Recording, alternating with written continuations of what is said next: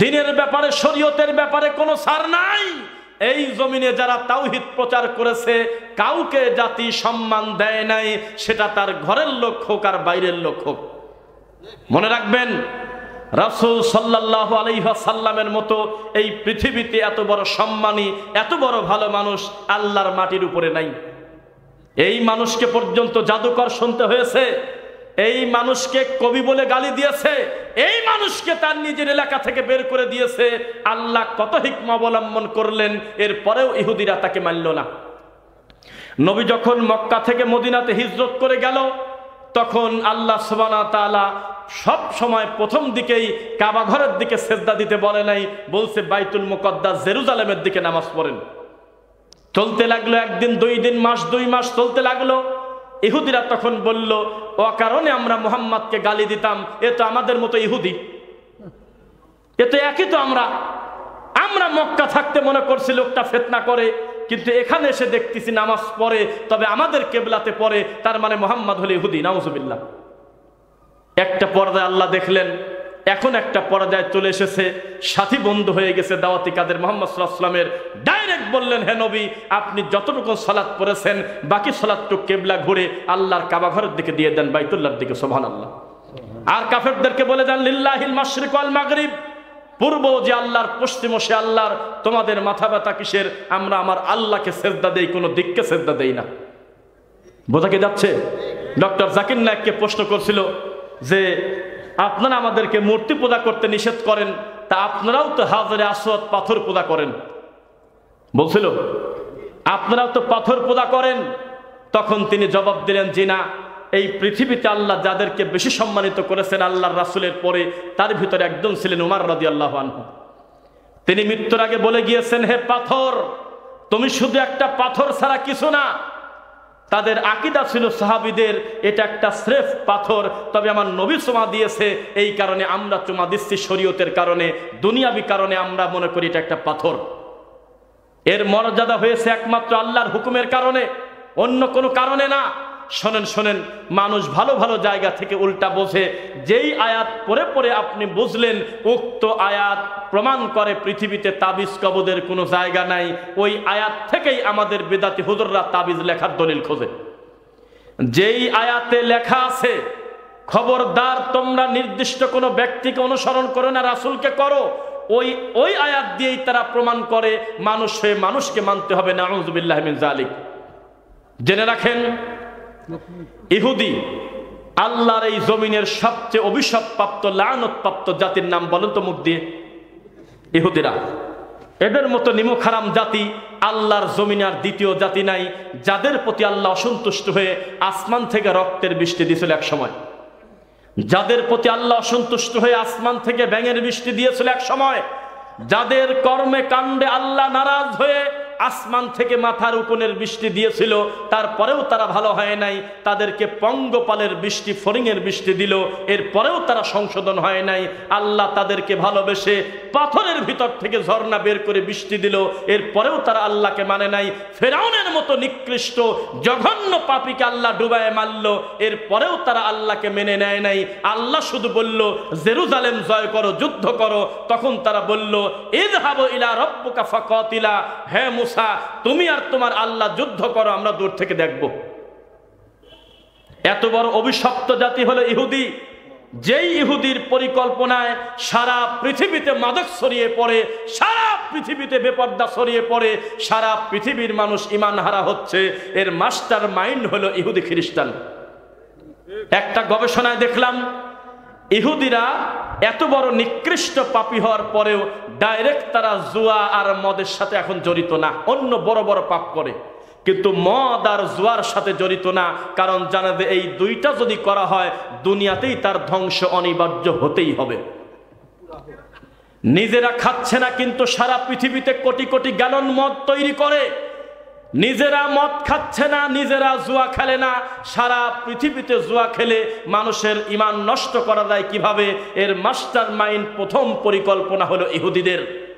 যেই পরিকল্পনা 50 বছর আগে ইহুদি করে, 50 বছর পরে এই বাঙালি তা বাস্তবায়ন করে। ও বুঝতেও পারে নাই কখন কখন জানি ইহুদিদেরকে মানা শুরু করছে। এই ইহুদিরা কিভাবে ইসলামকে ধ্বংস করে, আপনি জানেন কিনা, জুয়া যদি কেউ জমিনে খেলে ধ্বংস উপরেও হবে, জমিনেও তার হবে। 3টা বাড়ি নষ্ট করেছে, 20 বিঘা সম্পত্তি শেষ করেছে, নিজের মায়ের কানেরটা ধরে জোরে করে টান দিতে গিয়ে মায়ের কানটা পর্যন্ত ছিঁড়ে গেছে, কারণ জুয়া খেলার টাকা নেই সেই জন্য। নিজের বাপের মাথা ফাটিয়ে দিয়েছে টাকার জন্য, নিজের ভাইকে হত্যা করেছে টাকার জন্য, জুয়া খেলবে, কিন্তু সম্পদ সব ধ্বংস করে দিয়েছে। এইটার পরিকল্পনা প্রথম যিনি মাটিতে করেছিল তিনি হলো ইহুদি জাত, কাছাকাছি সময়। অথচ ইহুদিরা নিজেরা আপনাদের মতো আমাদের মতো জুয়া খেলে না। আপনার ছেলের মাথায় ঢুকিয়ে দিয়েছে তোমার বাড়ি পাবনা, তাতে অসুবিধা কি?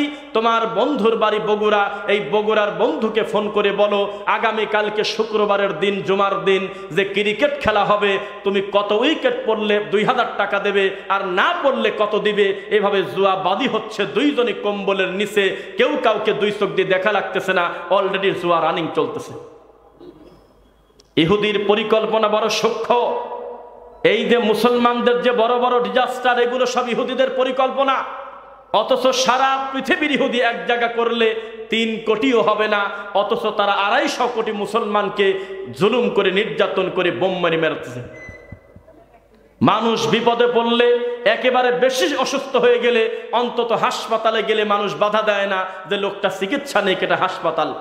এই হাসপাতালে পর্যন্ত বোম মেরে আমার ফিলিস্তিন মাজলুম ভাই বোনদেরকে হত্যা করেছে এই ইহুদিরা, অথচ সারা পৃথিবীতে তাদের সংখ্যা মাত্র 3 কোটিও না। তাদের পরিকল্পনা কত সূক্ষ্ম। এই ইহুদিরা পরিকল্পনা করেছে মুসলমানদেরকে বলো তারা যেন দিবস কেন্দ্রিক দিন ধর্ম পালন করে, যেভাবে আমরা 10ই মুহররম পালন করি ওইভাবে তাদেরকে দিবসের ভিতরে ঢুকায় দাও, পুরা ধর্ম নষ্ট হয়ে যাবে। তখন বাঙালি বলে সারা বছর যাই করি না করি, 12ই রবিউল আউয়ালের দিন অন্তত 30 মণ জিলাপি খাবো আর রাস্তায় মিছিল করব। মাথায় সবুজ পতাকা, এই পতাকাতে লেখা সাইয়্যিদুল আইয়াদ। কিসের ঈদুল আজহা? ঈদুল ফিতর। সবচেয়ে বড় ঈদ হলো ঈদুল আজহা নয়, ঈদুল ফিতর নয়, সবচেয়ে বড় ঈদ হলো ঈদে মিলাদুন নবী। এইভাবে ঘুরতে ঘুরতে ঘুরতে ঘুরতে একটা ছবি ভিডিও ভাইরাল হয়েছে, দেখলাম একটা লোক দীর্ঘ সময় আল্লাহর নবীর প্রেমে পাগল হয়ে 12ই রবিউল আউয়ালে মিছিল করতে করতে করতে করতে যখন ক্লান্ত হয়ে গেছে, তখন মসজিদের বারান্দায় বসে বিড়ি খাচ্ছে। এই তো নবী প্রেম। সারা বছর কি করি না করি, শবে বরাতের দিন আমাদের এই পাবনাতে বিভিন্ন জায়গায়, গ্রামের ভিতর বিশেষ করে, একদিনে যত জিলাপি মসজিদে ঢোকে আর খিচুড়ি ঢোকে, মসজিদের কার্পেট যেভাবে নোংরা হয়, হাজার হাজার মানুষ কোরআন খতম পড়ে একদিন যে পরিমাণ কান্নাকাটি করে, ঠিক ওই দিন ফজরের নামাজে লক্ষ্য দিয়ে পাওয়া যায় না নামাজে। এই জাতির কল্যাণ কিভাবে হবে? এই জাতির পরিস্থিতি হয়েছে সিটি গোল্ডের মতো, দূর থেকে আসল গোল্ডের থেকে বেশি চকচক করে। এটা হলো তাদের অবস্থা। ওয়াযায়্যানা লাহুমুশ শাইতানু আমালাহুম। এই জাতি বোঝে না সব আমল নবী দেয় নাই, কিছু আমল শয়তান নিজে তৈরি করেছে। রাসূল দিয়েছিলেন পড়ো দরুদ, একটা দরুদ যদি একবার যদি পড়ো তাহলে তোমার 10টা গুনাহ ক্ষমা হবে, 10টা মর্যাদা বৃদ্ধি হবে, 10টা নেকি তোমার অ্যাকাউন্টে যোগ হবে। শয়তান বলল যে এই উম্মতকে যদি বলি তোমরা খবরদার নবীর প্রতি দরুদ পড়বে না, পৃথিবীর কোনো মুসলমান মানবে না। সপ্তাহে শুধু জুমার নামাজ যে পড়ে তারও নবীর প্রতি একটা টান আছে, দরুদের বিরোধিতা করলে খবর করে দেবে। তোমরা কাম করো, শয়তানি করে মিলাদ ঝুঁকায় দাও, আস্তে আস্তে দরুদ বাতিল হয়ে যাবে। এমন একটা বিপদ, যেই দরুদে ইব্রাহিম হলো দরুদে আকবার, পৃথিবীর সবচেয়ে দামি দরুদ, যেটা ইচ্ছাকৃতভাবে না পড়লে অধিকাংশ ইমামের মতে তার নামাজই হবে না। তাশাহুদের বৈঠকে সালাম ফেরানোর আগে 2 রাকাত হোক আর 3 রাকাত হোক আর 4 রাকাত বিশিষ্ট নামাজ হোক, ফরজ নামাজ হোক আর সুন্নাত নামাজ হোক, সালাম ফেরানোর আগে দরুদ পড়তে তিনি বাধ্য। এই দরুদ এত বেদামি, এই দরুদ এতই খারাপ যে নামাজের বাইরে এই দরুদের কোনো দামই নাই। জালসায় চলে না, মাগরিবের পর হালাকায় চলে না, জালসা মাহফিল তাফসিরে চলে না, মিলাদে চলে না, কুলখালিতে চলে না, সব জায়গায় এই দরুদের কোনো দাম নাই। আর শেখ সাদির বানানো বালাগাল উলা বে কামালিহি, এই শিরকি কবিতাকে দরুদের চাইতে বেশি মূল্যায়ন করে। যেই জাতির কাছে দরুদের কোনো মূল্য নাই, মানুষের তৈরি করা, শয়তানের তৈরি করা মিলাদ পড়ে পড়ে মানুষ খুশি হয়ে লক্ষ লক্ষ টাকা দিচ্ছে, হাজার হাজার টাকা দিয়ে গরু মেরে অনুষ্ঠান করতেছে, এই জাতির কপালে কল্যাণ কিভাবে আশা করা যায়? আপনাকে আমি বলেছিলাম, আপনি বিশ্বাস করেছেন কিনা জানি না, এই দেশের 90% উপরে তাবিদের ব্যাপারীরা নিজেরাও জানে কোরআন মাজিদের আয়াত কেটে দিয়ে মানুষের গলায় লোকটা লিখে দিল, এই কামটা খারাপ, উনি নিজেও জানে। দুনিয়াবি কিছু টাকার লোভে শয়তানি করে। যেই লোকটা মিলাদ করে ধর্ম বিক্রি করে সে জানে এগুলো অভিনয় করতেছি, শুধুমাত্র তার হাদিয়া দেওয়া বন্ধ করে দেন, গরু মারেন ঠিক আছে, সব কিছু ঠিক থাকবে, শুধুমাত্র হুজুরকে দেওয়ার সময় হাদিয়া দিবেন না, দেখবেন যে আধা ঘন্টার মুনাজাত 5 মিনিটে চলে আসে রাতারাতি। প্রত্যেক দ্বারা দিনকে ধ্বংস করে দিয়েছে, খণ্ড বিখণ্ড করে দিয়েছে। কুল্লু মানে প্রত্যেক, হিজব মানে দল, বিমা লাদাইহিম ফারিহুন, এত বড় পাপ করলো দিন ধ্বংস করে, দল তৈরি করে, তারপরেও তারা আনন্দিত হয়, তৃপ্তি লাভ করে। প্রত্যেক তরিকা তারা তাদের নিজেদের মত নিয়ে খুব শান্তিতে আছে, তৃপ্তিতে আছে। আমাদের এই দেশে যারা মাজারে সেজদা দেয়, এই মানুষকেও যদি জিজ্ঞাসা করেন যে তুমি তোমার বুঝ নিয়ে কি সন্তুষ্ট কিনা, তখন সে বলবে আমি হলো সবচেয়ে বেশি হকের উপরে আছি। তার ভিতরে এটাতে গুনাহ, এই ফিলিংসটা তার ভিতরে নাই। যে কোনো একটা খারাপ মানুষকে যদি জিজ্ঞাসা করেন যিনি ধর্মের নামে অন্যায় করে, যে তুমি যে লাইনে আসো এটা কি ঠিক আছে কিনা, তখন সে বলবে আমারটাই ঠিক। এভাবে তিনি অন্তরে তৃপ্তি লাভ করবে, যেটা 1450 বছর আগে বলা, কুল্লু মানে প্রত্যেক, হিজবিম বিমা লাদাইহিম ফারিহুন, তারা দিনকে ভাঙে কিন্তু তৃপ্তি লাভ করে তারা তাদের নিজেদের মতামত নিয়ে।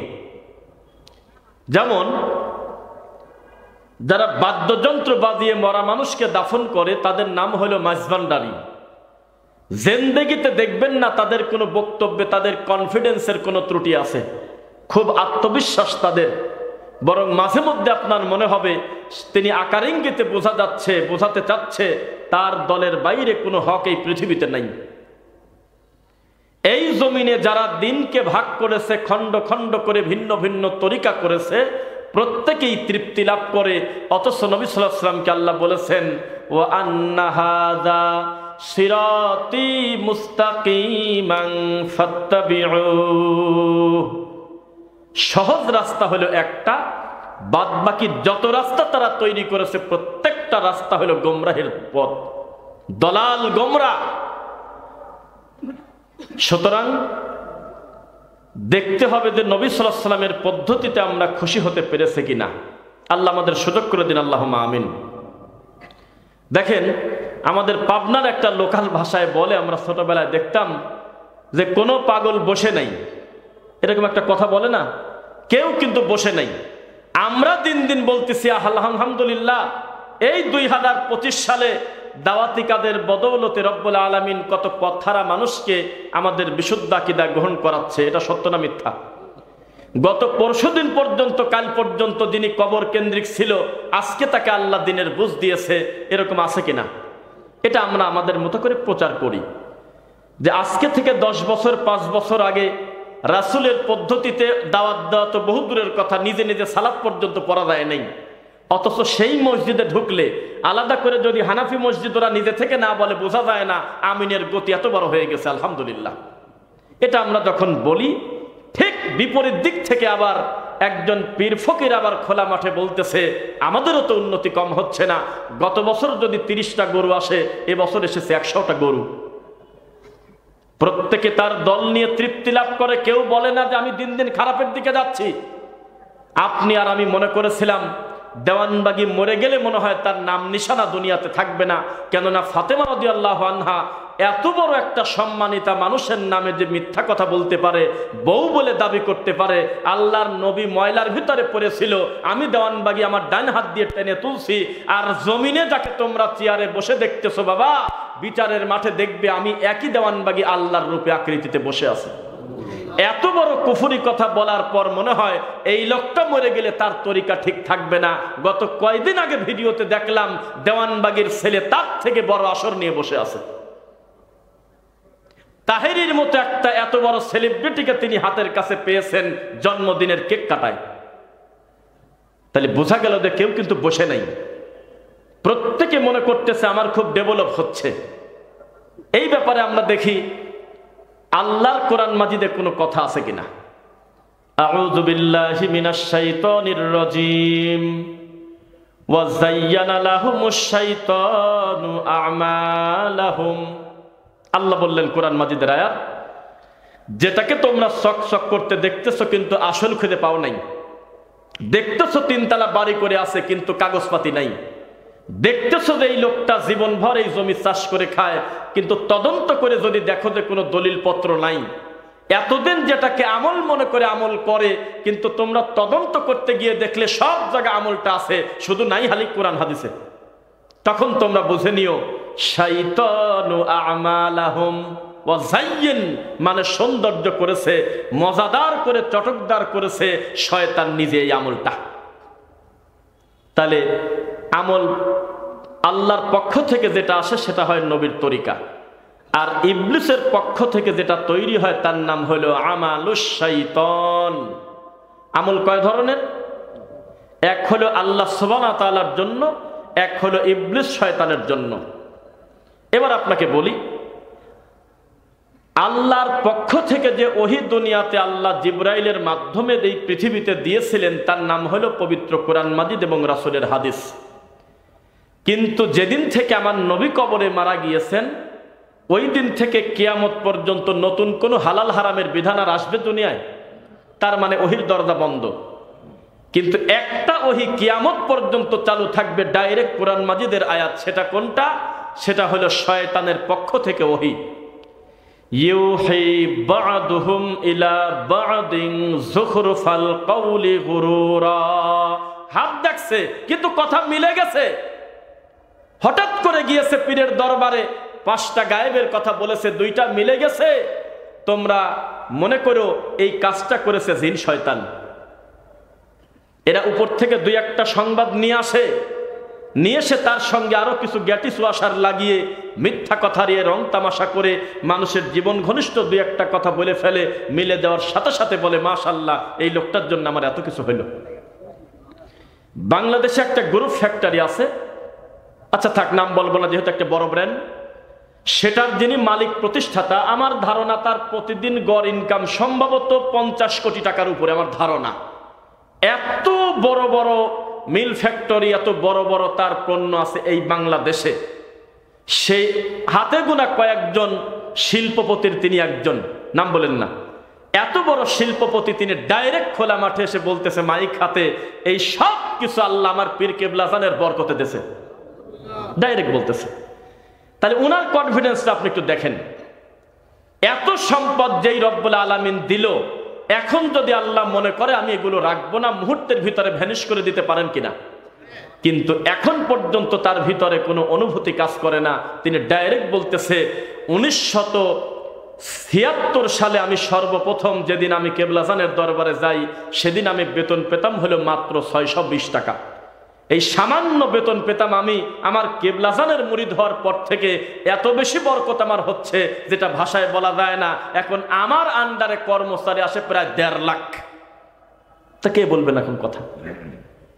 এই সেম কথা কোরআন মাজিদে আছে যে কুল্লু হিজবিম বিমা লাদাইহিম ফারিহুন। তারা করে অন্যায় কিন্তু ভিতরে কোনো অনুভূতি নাই। সবাই বলেন আমি রাইট, আমি ঠিক পথে আছি। নাউজুবিল্লাহ পড়েন। গতকালকে আমরা মাহফিল করেছিলাম শাহজাদপুর, কায়েমপুর, সরাতল, এরকম একটা জায়গার নাম। সেখানে আমার রানিং বক্তব্য ঠেকায় দিয়ে একটা লোক বলতেছে যে আল্লাযীনা মাক্কান্নাহুম ফিল আরদ, এই আয়াতের অর্থ উনি ওনার মতো করে অনুবাদ করতে চাচ্ছেন। অনুবাদ করার কথা তো পরে আমি বললাম যে আচ্ছা আপনি যে শব্দটা মুখ দিয়ে বললেন এর আরবিটা একটু বলেন। তখন আর তার মুখ দিয়ে কথা বের হয় না। শেষ পর্যন্ত উনি আমার হাত ধরে খোলা মাঠে বললেন যে তাহলে আমরা যাব কার কাছে? এই তো জবাব। তাহলে আমরা এখন কোন জায়গা যাব? মিলাদও আপনারা বলেন যে চলে গেছে, নাই। শবে বরাতও যদি বলেন যে নাই, নামাজের পরে মুনাজাতও যদি বলেন যে নাই, ইন্নী ওয়াজ্জাহাতু যায় নামাজের দোয়া যদি পড়া যায় তাও বলেন নাই। নামাই তো আপনারা তুলে দিছেন, কদরের নামাজ আপনারা 100 রাকাত তুলে দিলেন, কবে দিন বলবেন না ফরজও নাই? কত বড় টেনশন করতেছে লোকটা। তখন তাকে আমরা আশ্বস্ত করলাম যেই আমলটা আল্লাহর নবী থেকে আমরা পাইছি, কিয়ামত পর্যন্ত কারোর বাবার ক্ষমতা নাই একটা আমল কম বেশ করা। তবে যেটা ইবলিসের পক্ষ থেকে পাইছি ওগুলো বেশি দিন টিকবে না ইনশাআল্লাহ। যেটা থাকার সেটা থাকবে। আল-ইয়াউমা আকমালতু লাকুম দীনাকুম ওয়া আতমামতু আলাইকুম নি'মাতি ওয়া রাদিতু লাকুমুল ইসলাম দীনা। আল্লাহ সন্তুষ্ট হয়ে গেছে এই শরীয়তের উপরে, যেই শরীয়তটা মুহাম্মদ সাল্লাল্লাহু আলাইহি ওয়াসাল্লামের মাধ্যমে পূর্ণ হয়ে গেছে, আর কোনোদিন কোনো ওহী নাজিল হবে না। এটা একটা সহজ হলো, ভালো হলো। কত লোক মোনাজাতে কান্নাকাটি করে, সবাই নিয়ে অভিনয় করে, আল্লাহ আমরা নবী পাই নাই, রাসূল পাই নাই, সাহাবী পাই নাই, 1450 বছর পার হয়ে গেল, আমরা তো পথহারা হবই, ও মাওলা তুমি আমাদের ক্ষমা করে দাও, বিভিন্ন কিছু বলে বলে প্রেসার দিচ্ছে, নাউজুবিল্লাহ। অথচ তিনি জানে না আল্লাহর নবী শেষ নবী, এর পরে আর আলাদা কোনো বিধান দুনিয়াতে না আসাটা আরো ভালো। কেন ভালো? একজনকে অনুসরণ করা যে কত সহজ আপনাকে আমি বোঝাতে পারবো না, তাওহীদ প্রেমী সবাই বোঝে। ভাই কথাটা কি কোরআনে আছে? হ্যাঁ আছে, মেনে নিলাম। কথাটা কি রাসূলের সহিহ হাদিসে আছে? হ্যাঁ আছে, মেনে নিলাম, ঝামেলা শেষ। আর এখন কত মুশকিল, ফাদাইলে আমলে কি পাইছে? হ্যাঁ। মকসুদুল মুমিনিনে আছে? হ্যাঁ। বড় হুজুরকে বলেছে? হ্যাঁ। মসজিদের ইমাম সাহেব কি সত্যি কথা বলছে? হ্যাঁ। এইভাবে সিরিয়াল করে উনি যাদেরকে ভালো মনে করে, প্রত্যেকটা লোকের মাধ্যমে যদি দিন বিচার করতে যায়, লোকটার বিপদ বাড়লো না কমলো? আর উনি যদি মনে করে আমার ইমাম হলে আমার সম্মানী ব্যক্তি, তার পিছনে আমি সালাত আদায় করি, তার সব কথা রাইট হবে, সেটা ঠিক নয়। যেখানে ডাইরেক্ট উমারের মতো লোক রাদিয়াল্লাহু আনহু তিনি বললেন, আমার আর মুহাম্মদ সাল্লাল্লাহু আলাইহি ওয়াসাল্লামের দুইজনের কথা যদি মুখামুখি দাঁড়ায়, তাহলে আমার কথাটা বাদ দিয়ে তাড়াতাড়ি নবীর কথাটা মেনে নাও। সেখানে আমার হুজুরকে আর আমি কে? আমার হুজুরের প্রতি আমার শ্রদ্ধা থাকার পরেও আমি তার তাবিজের বিরোধিতা করবই করব। আমার হুজুরের প্রতি আমার চূড়ান্ত মোহাব্বত থাকার পরেও আমি তার হাতের বালার বিরোধিতা করব। আমার হুজুরের প্রতি আমার অন্তরের মোহাব্বত থাকার পরেও আমি তার টাকনুর নিচে জুব্বা পরার বিরোধিতা করবই করব। এর নাম হলো ইমানদারের গতি। আর যদি ব্যক্তিকেন্দ্রিক দিন প্রচার করে, আমার হুজুর যেটা বলবে সেটা ঠিক, তাহলে আমি আপনাকে বলি, মৃত্যুর আগে যদি প্রমাণ হয় এত ভালোবেসে যেই পীরের কাছে গিয়ে পড়েছিলেন 40টা বছর, মৃত্যুর 2 দিন আগে যদি প্রমাণ হয় আপনার এই পীর তার বাকি ভাইদের সম্পত্তি জবরদস্তি করে আজ 35 বছর হক নষ্ট করলো, এখন আবার কি করবেন করেন? এই টেনশনে শেষ আছে? মৃত্যুর কয়েকদিন আগে আপনি প্রমাণ পাইলেন, আপনি যাকে এত ভালোবেসে মোহাব্বত করে, যেই পীরকে মোহাব্বত করেন, তার ভারী ইন্ডিয়া। খোঁজ খবর নিয়ে দেখলেন আর 40 বছর সে তার আপন বোনের সম্পত্তি দেয় না, জোর করে খায়। এখন টেনশনে জীবনটা শেষ আপনার। বলেন কি করলাম জীবনে? এই রুগীকে মনে করছে আল্লাহর ওলি, এই খারাপ মানুষটাকে আমরা এতদিন সম্মানের জায়গায় বসায় আকাবির বলেছিলাম, আমরা আজকে দেখতেছি তিনি নিজেই একটা বড় পাপের সাথে জড়িত, যাবো কার কাছে? আর যদি এই গতিতে থাকতেন যে সামিনা ওয়া আতানা, কথা যদি আল্লাহর হয়, কথা যদি রাসূলের হয়, শুধু এই 2টা কথা মানবো আর পৃথিবীতে কারোর কথা মানবো না, কোরআন হাদিসের সাথে না মিললে, তাহলে আর ঝামেলা কমে যেত। মনে রাখবেন, একজন মানুষের আন্ডারে 100 লোক কর্মচারী খাটবে, এটা কোনো খারাপ কিছু না, এটা আরো ভালো। একজন লোকের কমান্ড মানবে, কিন্তু মালিকের সংখ্যা যদি হয় 20 জন আর কামলার সংখ্যা যদি হয় 15 জন, তাহলে কয়েকদিন পর পর দেখবেন এক একটা করে মালিক আত্মহত্যা করবে। বিপদের শেষ থাকবে না। 20টা লোক মিলে বলবে গরম পানি কই রে, তখন ওই কামলা ঠান্ডা পানি নিয়ে আসবে আর বলবে আমি তো মনে করছি আপনি ডাকছেন, আর একজনের কাছে চলে যাবে। আমাদের সৃষ্টিকর্তা একজন রব্বুল আলামিন, আর মানুষ হিসেবে যাকে মানতে বলেছেন তিনি হলেন মুহাম্মদুর রাসূলুল্লাহ সাল্লাল্লাহু আলাইহি ওয়াসাল্লাম। আমাদের ঝামেলা কম না বেশি? অনেক কম। কিয়ামত পর্যন্ত আরো কত বেশি আলেম দুনিয়াতে আসবে আমরা জানি না। এই পাবনাতে আরো কত বেশি মানুষ মাজারে যাবে জানি না। এই দুনিয়াতে আরো কতগুলো মাজার স্থাপন হবে তা আমরা জানি না। এই দুনিয়াতে আর কতগুলো পীর ডেলিভারি হবে তা আমরা জানি না। তবে আমাদের গতি যদি থাকে, আল্লাহ এই দুনিয়া একদিকে চলে যাক, তোমার ওহী আমরা ছাড়বো না ইনশাআল্লাহ। এই গতি যদি মাথায় থাকতো, জীবনেও কোনোদিন মানুষ পথভ্রষ্ট হতো না ইনশাআল্লাহ। কিন্তু আমাদের গতি উল্টে গেছে। আমার হুজুর যদি বলে এটা, তাহলে আমি সেটা মেনে নেব, নাউযুবিল্লাহি মিন যালিক। কেন জানেন? আপনাকে বলি, এত বছর হয়ে গেল, শত শত বছর ধরে দাওয়াতি কাজ করা হচ্ছে, ভালো কথা বলা হচ্ছে, এখনো কি যাদের মাধ্যমে বিদআতটা উঠে যাবে তারা কি নিজেরা চায় যে বিদআত উঠে যাক? তারা চায় না। সাধারণ মানুষ বাঁচতে চায়। এদের ভাই সহ আমরা এদের পাশে আমরা এক জায়গায় বসেছিলাম, 7 স্টার ফিশ, ওখানে আমরা অফিসে বসেছিলাম। হঠাৎ করে 2 জন কথা বললে আমাদের সাথে, একটু আগে চলে গেল। বলতেছে জানেন দাওয়াতি কাজ করতে করতে প্রায় 10 জন যুবক আমরা প্রায় তাওহীদ বুঝে গেছিলাম। আমরা মনে করছিলাম আলহামদুলিল্লাহ 10 জনই দিনের পথে এসে গেল। শুধুমাত্র আমাদের ইমাম সাহেবের কারণে এই 8টা ছেলেই আবার উল্টে পথে চলে গেছে। ঘরে ডেকে ডেকে নিয়ে গিয়ে কোরআন মাজিদের আয়াত বের করে করে বলতেছে, এই দেখো এখানে ভোট দিলেই তো জান্নাত, এই দেখো এই আয়াত প্রমাণ করে যে আল্লাহর ওলির হাতে বায়াত হতে হবে। মাই ইয়াহদিল্লাহ ফাহুয়াল মুহতাদ, হেদায়েত যদি চাও তাহলে যেতে হবে।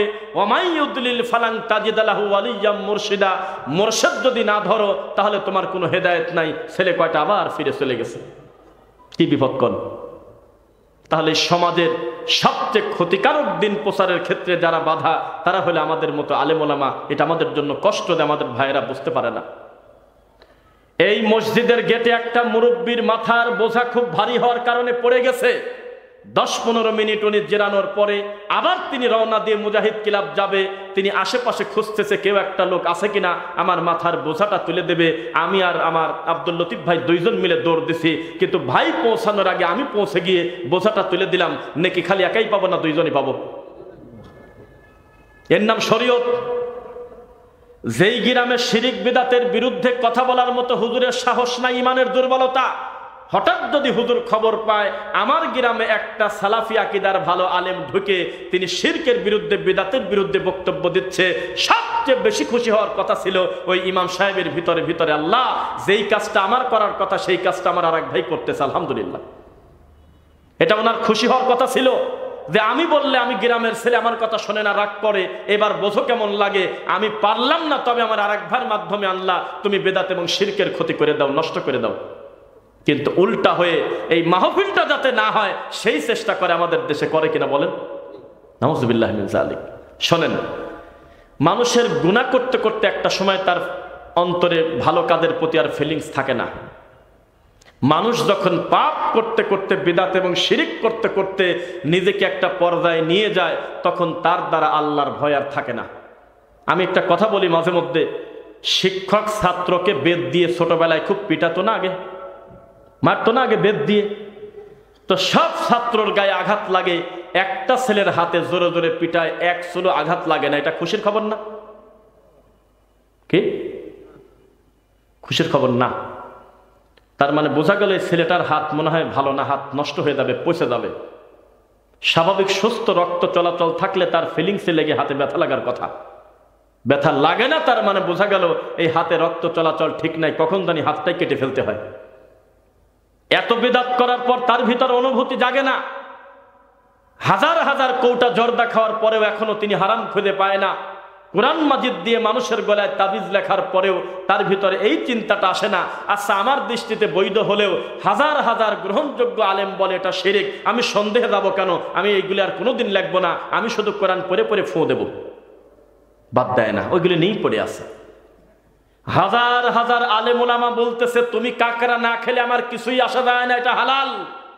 কোন একটা হালাল খাদ্য কেউ খেতেই হবে, সে বাধ্য না। এই দুনিয়ার বহু লোক পাঙাশ মাছ পর্যন্ত খায় না, এটা কি হারাম? রুচিতে না হলে ব্রয়লার খায়েন না, গরুর মাংসও যদি খারাপ লাগে কিছুদিন খাওয়ার দরকার নেই, কেন খাবেন না সেটা ভিন্ন কথা। কিন্তু আপনি যদি মনে করেন যে এটা হারাম, এখন ঈমান নেই টানাটানি। কারণ ঈমান ভঙ্গের বিশেষ 10টি কারণের একটা হলো কেউ যদি হালালকে হারাম আর হারামকে হালাল মনে করে তার ঈমান চলে যায়। অথচ আমাদের সমাজে সুদ প্রতিষ্ঠিত হয়ে গেছে, ঘুষ প্রতিষ্ঠিত হয়ে গেছে, জিনা ব্যভিচার প্রতিষ্ঠিত হয়ে গেছে, কিন্তু কেউ যদি কাকড়া খায় তার এই গ্রামে টিকাই কঠিন। ঘোড়া খায় আমাদের পাবনার কয়েকটা যুবক তো পলাইছিল বাড়ি থেকে, এই জেলা। মিথ্যা না সত্য? কোন থানায় তা জানি না, তবে পাবনা সদরে মনে হয় ঈশ্বরদী থানা, সরি কি বেড়া এবং ঈশ্বরদী 2 জায়গার কথাই বলি। ঘোড়া খায়ছে, ঘোড়া। এই ঘোড়ার মাংস খাওয়ার কারণে বেদাতীদের চাপে এলাকা ছেড়ে চলে গেছিল। এত বড় পাপ, কত বড় সাহস! ঘোড়া খায় জানো? তাদেরকে প্রায় এলাকা ছাড়া করা হলো, পরে একটা বিচারের পর্যায়ে নিয়ে এসে তাকে গ্রামে ঠাই দিল। অথচ সহিহ বুখারীর 5519, 5520, 5520 আছে তার রাবি হলো জাবের রাদিয়াল্লাহু আনহু, আর 5519 আছে আসমা রাদিয়াল্লাহু আনহা। আর জাবের রাদিয়াল্লাহু আনহু বললেন আল্লাহর নবী আমাদেরকে খোলাসা করেছেন যে গাধার গোস্ত খায়ও না আর ঘোড়ার গোস্ত খাও। কি করবেন এখন? কারণ বুখারীর হাদিস, যেই বুখারী খতম করে আপনার এই বেদাতি হুজুররা গরুর গোস্ত দিয়ে ভাত খায়। যেই বুখারি খতম করে জিলাপি খায়, যেই বুখারি খতম দিয়ে হাজার হাজার মানুষকে দাওয়াত দিয়ে অনুষ্ঠান করে, সেই বুখারির 5520 নম্বর হাদিস, আল্লাহর নবী গাধার গোশত খেতে নিষেধ করেছেন, তবে ঘোড়ার গোশত খেতে অনুমতি দিয়েছেন। কি করবেন করেন। আসমা রাদিয়াল্লাহু আনহা তিনি বললেন, আল্লাহর রাসূল নিজে আমাদের সামনে আমরা ঘোড়া জবেহ করলাম এবং ঘোড়ার গোশত খেলাম, তিনি আমাদের কিছুই নিষেধ করেন নাই। বাস কি করবেন এখন করেন। এই হাদিস পড়া ছাড়াই কি সে বুখারী খতম দিলে আপনার মনে হইল? এই হাদিস যেদিন পড়াইছিল অনুবাদও সেদিন ঠিকই ছিল, তবে হুজুর ঠিক ছিল না। যেই লোকটা কিতাবটা পড়াইছিল সেই লোক বলেছিল এটা খাওয়া মাকরু, আর এই বলদরা জীবনে জিজ্ঞাসা করে না এই বিয়াক্কেলি হুজুর বুখারীর হাদিসে বলে খাও, আর আমি বললাম যে খাওয়া যাবে না হারাম, এর দলিলটা কি? এ কথা বলার ভাগ্য তার নাই। যদি বলে তো পিঠের চামড়া তুলে দেবে, কোনো কথা বলা যাবে না। তোমার থেকে অনেক ভালো কিতাব বুঝতে হলে ইমাম আবু হানিফা, তুমি কথা বলো কেন? তোমার থেকে এই হাদিসটা সবচেয়ে ভালো যিনি বুঝতেন তার নাম আশরাফ আলী থানভী, তিনি যেহেতু খায় নাই তুমি খাও কি কামে? শেষ। কুল্লু মুসকিরিন খামর ওয়া কুল্লু খামরিন হারাম, প্রত্যেক নেশাদার দ্রব্য হলো মদ, আর প্রতিটা মদই হলো হারাম। তো হুজুর তখন এখানে অনুবাদ করবে যে তোমার দৃষ্টিতে হারাম হলেও আমাদের হক্কানি উলামায়ে কেরামের দৃষ্টিতে এটা হলো মাকরু, খাও। ঠেকাবে এখন বলেন। কোরআন মাজিদের আয়াত বিকৃত না করা পর্যন্ত, রাসূলের হাদিসকে নিয়ে ঠাট্টা মশকরা না করা পর্যন্ত এই জমিনে কোনো তরিকা টিকবে না। মনে রাখবেন আপনি, এই সমাজে যে যত মিথ্যা কথা বলতে পারে সে তত বড় হুজুর। এই তো কয়দিন আগে ঘটে গেল, যেই লোকটার ইমোশন বক্তব্য আমার মনে হয় আপনিও শেয়ার করছেন কয়দিন আগে, এত সুন্দর মিষ্টি করে করে, হে যুবক মাকে দেখো, প্রবাসীদের কষ্ট দেখো, এইরকম নিউট্রাল কথা বলে বলে লক্ষ লক্ষ মিলিয়ন ফলোয়ারের মালিক তিনি। তার বক্তব্য ফেসবুক ইউটিউবে দিলেই লাখ লাখ লোক দেখে। সেই লোকের কাছে একটা যুবক বলতেছে আমি কি ইমামের পিছনে সূরা ফাতিহাটা পড়তে পারবো কিনা? কয়দে পড়া যাবে না। হুজুর দলিলটা যদি একটু লিখে দিতেন। কয়দে দলিল হলো আমি আনিসুর রহমান। না এখন আছে মোবাইলে, দেখছেন কেউ? ও দেখছেন না, আপনি দেখছেন? কয়দে দলিল হলে আমি আনিসুর রহমান, আর কিছু লাগবে? দলিল আনিসুর রহমান হতে পারে না। দলিল হবে আল্লাহর কথা, দলিল হবে মুহাম্মদ সাল্লাল্লাহু আলাইহি ওয়াসাল্লামের কথা। শোনেন, ওই ছেলেটা এত বড় পাপ করে নাই যে সূরা ফাতিহা পড়ার দলিলটা চেয়ে ওকে পাপ করছে আপনার মনে হলো? এবার আপনাকে বলি, কোরআন মাজিদে আয়াত শোনেন। আউযু বিল্লাহি মিনাশ শাইতানির রাজীম। ওয়া ক্বালু লা ইয়াদখুলাল জান্নাতা ইল্লা মান কানা হুদান আও নাসারা তিলকা আমানিয়ুহুম কুল হাতু বুরহানাকুম ইন কুনতুম সাদিকিন। কোরআনের আয়াত, সূরা বাকারা। ইহুদি আর খ্রিস্টান দুই গ্রুপ নবীর সামনে দাঁড়িয়ে বললেন, শোনো, তোমার আল্লাহ যে জান্নাত বানিয়েছে ওই জান্নাতে শুধু দুই গ্রুপের লোক যাবে, এক হলো আমরা ইহুদি, দুই হলো খ্রিস্টানরা। লাইয়াদখুলা মানে কেউ আর ঢুকবে না, ইল্লা মানে বাদে, আমরা বাদে। কারা? হুদান আও নাসারা, ইহুদি এবং খ্রিস্টান বাদে জান্নাতে ঢোকার মতো লোক খুঁজে পাওয়া যাবে না। এটা ওরা বলছিল। কথা কি ঠিক বলছে নাকি? এত বড় খারাপ কথা বলার পরে আল্লাহ তাদের প্রতিবাদ করতেছে কি দিয়ে জানেন? কুল হাতু বুরহানাকুম ইন কুনতুম সাদিকিন। হে নবী আপনি বলে দেন তো দেখি, এই কথাটা যদি সত্যি হয় তাহলে ওদের দলিল দিতে বলেন। কথা বুঝতেছেন আমার? সামনে কত শ্রোতা আছে সেটা বড় কথা না, তবে এত পরিচ্ছন্নভাবে কথা বলে আরাম পাওয়া খুব কম জায়গায় হচ্ছে। কারণ মাইকও সুন্দর, আপনাদের নীরবতা আমাদের দাওয়াতি কাজে সুবিধা করে দিচ্ছে, আলহামদুলিল্লাহ। এত বড় খারাপ কথা বলার পর আমাদের ব্রেনে বলতেছে মাথার উপরে গজব পড়ে নাকি কারণে? আমাদের দৃষ্টিতে বলতেছে ক্যালিফোর্নিয়ার চাইতে বড় আগুনে ইহুদি খ্রিস্টানদের পর পরে ধ্বংস হয়ে গেল না কেন? কত বড় খারাপ! রাসূলকে ডাকে বলতেছে তোমাদের জান্নাতে কিন্তু খালি আমরা যাব, তোমরা বাতিল, নাউজুবিল্লাহ। এরপরেও আমার আল্লাহ রাগ না করে বলতেছে ঠিক আছে, কথা যেহেতু মুখ দিয়ে বললে তাহলে একটু প্রমাণ করে দাও তো দেখি দলিল আছে কোন জায়গা। তাহলে যারা বলে যে দলিল লাগবে না তারা কি ভালো কথা বলে? দলিল লাগবে। দলিল ছাড়া কোনো ইবাদত চলবে না। একটু কথা বলে শোনেন। জমিনে জমিনে যদি কেউ আল্লাহর দ্বীনের কাজ করে, তো উপরে তার বাপ আর মা মরে গেছে, তার বাপ আর মা আত্মীয় স্বজন খবর পেয়ে যায় যে তাদের পরিবারের একজন নেক কাজ করে, তাদের জন্য কল্যাণের দোয়া করে, আলহামদুলিল্লাহ, ফারিহ ওয়াস্তাবশিরু, খুশি হয় এবং তারা সুসংবাদ দেয়, কংগ্রাচুলেশন, ওয়েলকাম জানায়। এই জানো, আমার ছেলে রেখে সেদিন নেককার ছেলে, আমার ছেলে কোনোদিন জর্দা খায় না, নেশা করে না, শিরক করে না, বেদাত করে না, সমাজের কোনো কুসংস্কার মানে না, শুধুমাত্র কোরআন হাদিসের কথা মানুষকে বলে। এই জন্য দিন দিন আমাদের মর্যাদা বৃদ্ধি হচ্ছে, সুবহানাল্লাহ। তো লোকজন তাকে জিজ্ঞাসা করে, দিন দিন তোমাদের উঁচু দিকে মর্যাদা বাড়ে কেন? তখন এই পিতামাতা বলবে, আল্লাহ, আমি দুনিয়াতে সন্তান রেখে এসেছিলাম, নেক সন্তান, সম্ভবত কিছু একটা ভালো কাজ করতেছে, নিচে করে ভালো কাজ, আর উপরে খালি আমার সম্মান বাড়ে, সুবহানাল্লাহ।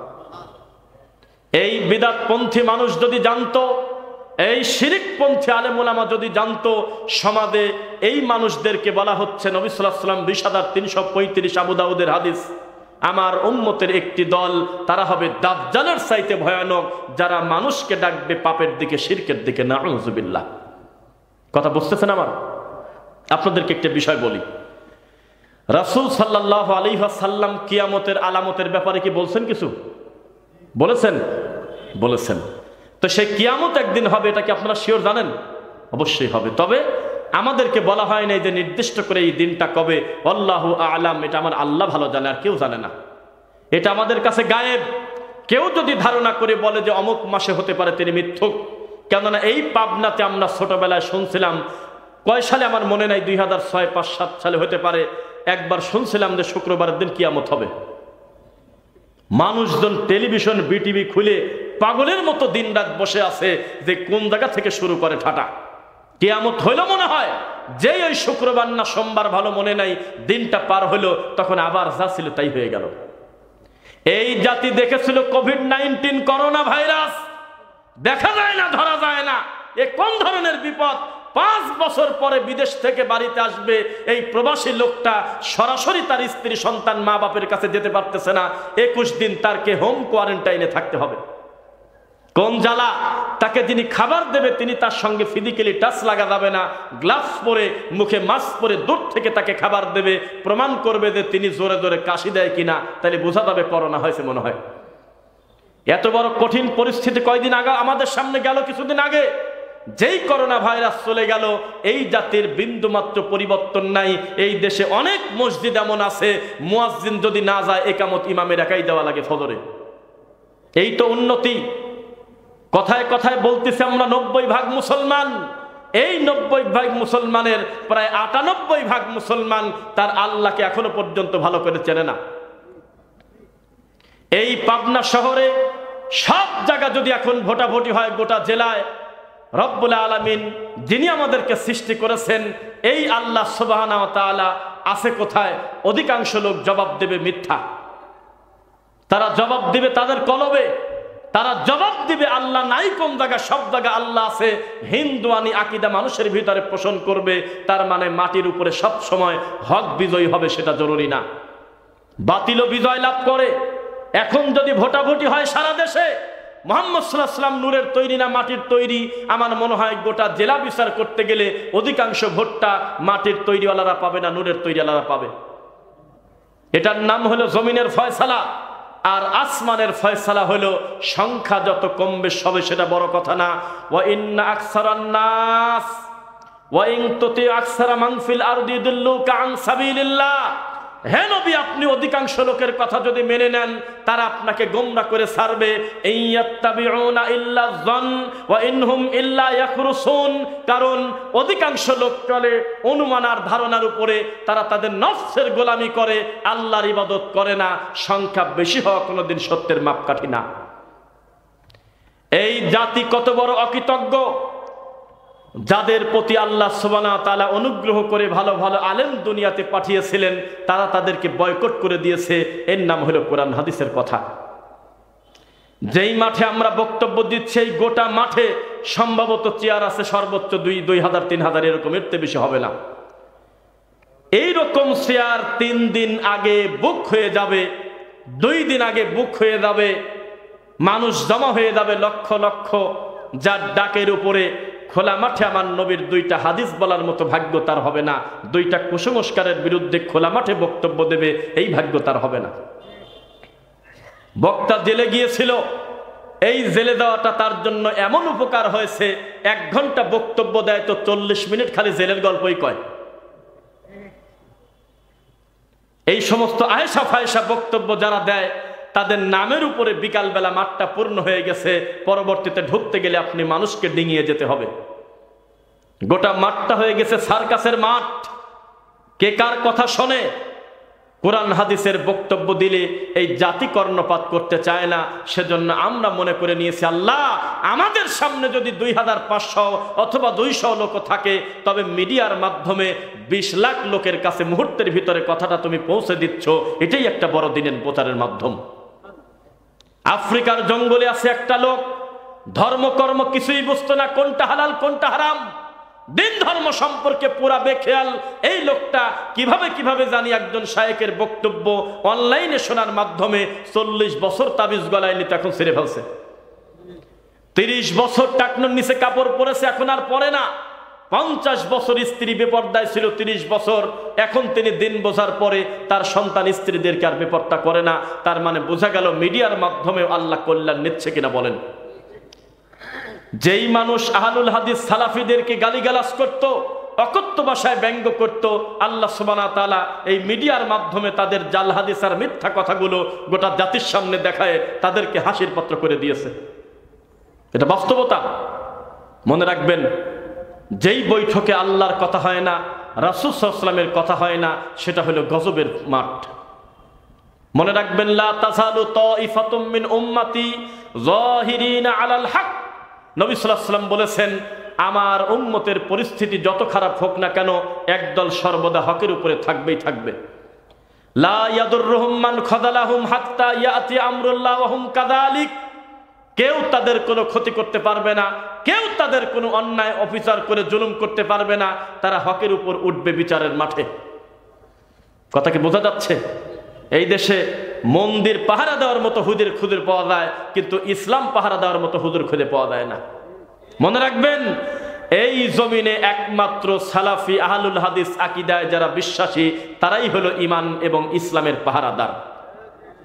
বিশাল বড় বাজার, এই বাজারের দোকান আছে প্রায় 500 দোকান, কিন্তু গোটা এতগুলো মার্কেটের নাইট গার্ড মাত্র 2 জন, কোন কোন জায়গায় আছে 1 জন। একজন লোক নাইট গার্ড, তবে তার হাতে কোনো পিস্তল চাকু নাই, একটা লাঠি হাতে করে থাকে। গোটা বাজারে নতুন করে আর ডাকাতি হয় না। আগে 7 দিন পর পর হতো, এখন ডাকাতি বন্ধ হলো। ডাকাতরা অস্ত্র নিয়ে আসে প্রায় 50টা লোক, কিন্তু এখন মাথায় নিয়ে এনেছে, আগে গেতাম যখন কেউ ছিল না, এখন ঢুকতে গেলে একটা লোক পাহারা দিচ্ছে, তাদের মাথায় থাকে। এই সমাজে তাবিজ কবজ এখনো চলে না, তা বলি নাই। এই সমাজে পীর পূজা মাজার পূজা উঠে গেছে, কথা আমরা বলি নাই। তবে অলরেডি মাজার পূজারীদের কান পর্যন্ত, মাজারের খাদেম পর্যন্ত জেনে গিয়েছে তিনি যে কাজটা করতেছে এটা পাপ, কারণ ইসলামের পাহারাদার আছে এই জমিনে, ঠিক কিনা বলেন? ইসলামের পাহারাদার হলো বর্তমানে আহলুল হাদিসরা। সারা পৃথিবীর পাপ আমরা তুলে দেব, এই ক্ষমতা আল্লাহ আমাদেরকে দেন নাই। তবে আওয়াজ রেখে রেখে পাপীর কান পর্যন্ত আমরা পৌঁছায় দেব। এটা বেদাত, এটা শিরক। তিনি না ছাড়লে, তিনি লূত আলাইহিস সালামের বউ হলে আমার কি করার আছে? তিনি নূহ আলাইহিস সালামের ছেলে হলে আমার কি করার আছে? তিনি নবীর আব্বা হলে আমার কি করার আছে? কোরআন মাজিদে আস্তাগফিরুল্লাহি মিনাশ শাইতানির রাজিম। ইউখরিজুহুম মিনাজ যুলুমাতি ইলান নূর ওয়া ইউখরিজুহুম মিনান নূরি ইলাজ যুলুমাত। আল্লাহ অন্ধকার থেকে আলো বের করে দেয়, আলো থেকে অন্ধকার বের করে। এই বৈঠকে যারা আপনারা আছেন, আমার ধারণা প্রায় 70% লোক অথবা প্রায় 50%-এর উপরে আপনারা আগে বেদাত শিরকের ভিতরে নিজেরাও ডুবেছিলেন। আল্লাহ পরবর্তীতে আপনাদেরকে দিন দিয়েছেন, দেন কি নাই? তার মানে আগে ছিলেন সেটা হলো অন্ধকার, এখন যেটাতে আছেন এটা হলো আলো। ইব্রাহিম আলাইহিস সালাম হলো আলো, তার বাপ অন্ধকার। নূহ আলাইহিস সালামের এক ছেলে অন্ধকার, এক ছেলে আলো। যেই ছেলে ভাইকে মারি দিল সে অন্ধকার, যে বেঁচে গেল সে হলো, যেই ছেলে মানুষ হত্যা করলো তিনি অন্ধকার, যাকে মেরে দিয়েছে তিনি হলো আলো। লূত আলাইহিস সালাম হলো আলো, তার স্ত্রী অন্ধকার। ইব্রাহিম আলাইহিস সালামের বাপ অন্ধকার, তিনি হলো আলো। এভাবে আল্লাহ কিছু কিছু জায়গায় মন্দ থেকে ভালো বের করে, ভালো থেকে মন্দ বের করে। আল্লাহ যাকে খুশি তাকে দিনের কাজ করায় নেন। মনে রাখবেন, কত বছর ইমামতি করেন এটা বড় দলিল না, বংশে কতগুলো আলেম আছে সেটা কোনো মাপকাঠি না, আপনার এলাকায় কতগুলো কোরআনে হাফেজ আছে, কতগুলো মাদ্রাসা আছে, মসজিদ আছে, সেটা বড় কথা না। আপনি আপনার আল্লাহকে কিভাবে চেনেন এটা হলো বড় কথা। বিশাল বড় হুজুর, তার ছাত্র সংখ্যা কত তা আমি জানি না, তার মাদ্রাসার এই প্রান্ত থেকে ওই প্রান্ত এক ক্যামেরায় ধরে না, 100, 200, 300 বিঘা জমি, হাজার হাজার ছাত্র। কিন্তু এই হুজুর যদি জর্দা দিয়ে পান খায়, আর হুজুর যদি তাবিজ কবজ বিক্রি করে, হুজুর যদি আল্লাহকে তার কলবে মনে করে, আল্লাহর কসম আমরা মনে করি এটা হুজুর তো দূরের কথা, ওটা জাহেল, মূর্খ মূর্খ মূর্খ। শরীয়তের ব্যাপারে কোনো ছাড় নাই। বক্তব্য শুনেছেন, তবে নীরব গতিতে একটি কথা বলি। এই পৃথিবীর সবচেয়ে বড় বড় নোংরা পাপীর একটা পাপীর নাম হলো আবু লাহাব, যার নামে কোরআন মাজিদ একটা সূরাই দিয়েছে আল্লাহ। তার ছিল 5টা সন্তান। এক বর্ণনায় আছে পরবর্তীতে এই নোংরা লোকটার 5টা সন্তানই আল্লাহ মুসলমান করছিলেন। আর একটা বর্ণনায় আছে যে না, 2 জনের ব্যাপারে আপত্তি আছে, করছে কি করছে না, তবে একটা মেয়ে এবং 2টা ছেলে আবু লাহাবের মতো খারাপ মানুষেরও পরবর্তীতে মুসলিম হয়ে তারা দুনিয়ার থেকে গিয়ে, আমার আব্বার 2 হাতকে আপনি শেষ করে দেন। শরীয়তের ব্যাপারে কোনো ছাড় নাই, দিনের ব্যাপারে কোনো ছাড় নাই। আমি আপনাকে বারবার বলেছি, সম্পর্ক কোনোদিন রক্ত দিয়ে হয় না। ভাই হয়ে যদি মাজারে সেজদা দেয়, ওটা দুনিয়াবি সম্পর্কে ভাই হতে পারে, ইমানি সম্পর্ক তার সাথে আবু জেহেলের চাইতে খারাপ। জীবনে তাকে চিনি না, জানি না, একদিনই তার সঙ্গে দেখা, আকীদা মিলে গেছে, মানহাজ মিলে গেছে, রাসূলের তরিকা মিলে গেছে, অটোমেটিক সে আমার ঐক্যের ভাই। সম্পর্ক হয় দিন দিয়ে, রক্ত দিয়ে হয় না। সম্পর্ক যদি রক্ত দিয়ে হতো, আদম আলাইহিস সালামের এক ছেলে আর এক ছেলেকে মেরে দিল, 2টাই তো তার ছেলে। সম্পর্ক যদি রক্ত দিয়ে হতো, তাহলে নূহ আলাইহিস সালামের ছেলে জাহান্নামে চলে যাচ্ছে, তার পিতাকে নাফরমানি করে, ওটাও তো একটা ছেলে। সম্পর্ক যদি রক্তটাও চূড়ান্ত হতো, তাহলে ইব্রাহিম আলাইহিস সালাম যার মাধ্যমে দুনিয়াতে আল্লাহ পাঠিয়েছিলেন, এই আদর ছিল এই পৃথিবীর সবচেয়ে নোংরা মূর্তি পূজারীর 1 নাম্বার সিরিয়ালে। সম্পর্ক কোনোদিন রক্ত দিয়ে হয় না, হয় দিন দিয়ে। কথা বোঝা যাচ্ছে কথা? এবার আমরা কিন্তু বক্তব্যের একটা সিরিয়াস পর্যায়ে আপনাকে নিয়ে যাব ইনশাল্লাহ। আর পরবর্তীতে যে সমস্ত ভাইয়েরা আসতেছেন, আপনাদের বসাটা আমরা সৌন্দর্য বোধ করতেছি না, আপনাদের বসাটা একটু অসুন্দর হচ্ছে। একটু আমাদের কাছাকাছি আসলে কতই না ভালো হতো। পরবর্তীতে যে আসবে, তাহলে উনিও আপনাকে দেখতো না, আপনিও তার দিকে তাকানো লাগতো না। একটু কষ্ট করে আগে আসবেন। আমাদের কাছে চা খাওয়ার কোনো দোয়া নাই, সামনের দিকে আগে আসেন বলে আমরা চিৎকার দেব না, অর্ধেক জিকির করে বলবো না যে আমরা একটু জিকির করে আপনারা এগিয়ে আসেন, সেটা আমরা বলবো না। আমরা নিজ গতিতে আপনি সামনের দিকে আসবেন, এটা আমরা রিকোয়েস্ট করলাম আপনাকে ইনশাআল্লাহ। জেনে রাখবেন, দিনের ব্যাপারে বিন্দু মাত্র কোনো আপোষ নাই। বাপও যদি শিরিক করে, ইমানি সম্পর্ক থাকবে না, তবে দুনিয়াবি সম্পর্ক থাকবে, কারণ সে হলো বাপ। মা যদি কবর পূজারী হয়, পীর পূজারী হয়, এই মার সঙ্গে ইমানি সম্পর্ক থাকবে না, তাকে আমি অন্তর থেকে শ্রদ্ধা করব না, কারণ তার সাথে আমার আল্লাহর সম্পর্ক ভালো না। আমি ভালো সম্পর্ক করব কেন? তবে দুনিয়াবি জাগতিক সম্পর্ক থাকবে, কারণ সে হলো আমার মা। মনে রাখবেন, দিনের ব্যাপারে, শরীয়তের ব্যাপারে কোনো ছাড় নাই। এই জমিনে যারা তাওহীদ প্রচার করেছে, কাউকে জাতি সম্মান দেয় নাই, সেটা তার ঘরের লোক হোক আর বাইরের লোক হোক। মনে রাখবেন, রাসূল সাল্লাল্লাহু আলাইহি ওয়াসাল্লামের মতো এই পৃথিবীতে এত বড় সম্মানী, এত বড় ভালো মানুষ আল্লাহর মাটির উপরে নাই। এই মানুষকে পর্যন্ত জাদুকর শুনতে হয়েছে, এই মানুষকে কবি বলে গালি দিয়েছে, এই মানুষকে তার নিজের এলাকা থেকে বের করে দিয়েছে। আল্লাহ কত হিকমা অবলম্বন করলেন, এরপরেও ইহুদিরা তাকে মানল না। নবী যখন মক্কা থেকে মদিনাতে হিজরত করে গেল, তখন আল্লাহ সুবহানাহু ওয়া তাআলা সব সময় প্রথম দিকেই কাবা ঘরের দিকে সেজদা দিতে বলে নাই, বলছে বাইতুল মুকদ্দাস জেরুজালেমের দিকে নামাজ পড়েন। চলতে লাগলো, 1 দিন 2 দিন, মাস 2 মাস চলতে লাগলো। ইহুদিরা তখন বলল, অকারণে আমরা মুহাম্মদকে গালি দিতাম, এ তো আমাদের মতো ইহুদি, এ তো একই তো। আমরা মক্কা থাকতে মনে করছি লোকটা ফিতনা করে, কিন্তু এখানে এসে দেখতেছি নামাজ পড়ে, তবে আমাদের কেবলাতে পড়ে, তার মানে মুহাম্মদ হলো ইহুদি। নাউজুবিল্লাহ। একটা পর্দায় আল্লাহ দেখলেন, এখন একটা পর্যায়ে চলে এসেছে, সাথী বন্ধু হয়ে গেছে দাওয়াতি কাদের। মুহাম্মদ সাল্লাল্লাহু আলাইহি ওয়াসাল্লামের ডাইরেক্ট বললেন, হে নবী, আপনি যতটুকু সালাত পড়েছেন বাকি সালাতটুকু কিবলা ঘুরে আল্লাহর কাবা ঘরের দিকে দিয়ে দেন, বাইতুল্লাহর দিকে। সুবহানাল্লাহ। আর কাফেরদেরকে বলে দেন, লিল্লাহিল মাশরিক ওয়াল মাগরিব, পূর্ব যে আল্লাহর, পশ্চিম সে আল্লাহর, তোমাদের মাথা ব্যথা কিসের? আমরা আমার আল্লাহকে সেজদা দেই, কোনো দিককে সেজদা দেই না। বোঝা কি যাচ্ছে? ডক্টর জাকির নায়েককে প্রশ্ন করছিল যে আপনারা আমাদেরকে মূর্তি পূজা করতে নিষেধ করেন, তা আপনারাও তো হাজারে আসওয়াদ পাথর পূজা করেন, বলছিল আপনারাও তো পাথর পূজা করেন।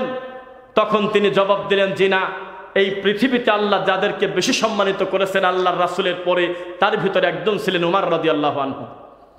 তিনি মৃত্যুর আগে বলে গিয়েছেন, হে পাথর, তুমি শুধু একটা পাথর ছাড়া কিছু না। তাদের আকীদা ছিল সাহাবীদের, এটা একটা স্রেফ পাথর, তবে আমার নবী চুমা দিয়েছে, এই কারণে আমরা চুমা দিচ্ছি, শরীয়তের কারণে, দুনিয়াবি কারণে আমরা মনে করি এটা একটা পাথর। এর মর্যাদা হয়েছে একমাত্র আল্লাহর হুকুমের কারণে, অন্য কোনো কারণে না। শোনেন শোনেন, মানুষ ভালো ভালো জায়গা থেকে উল্টা বোঝে।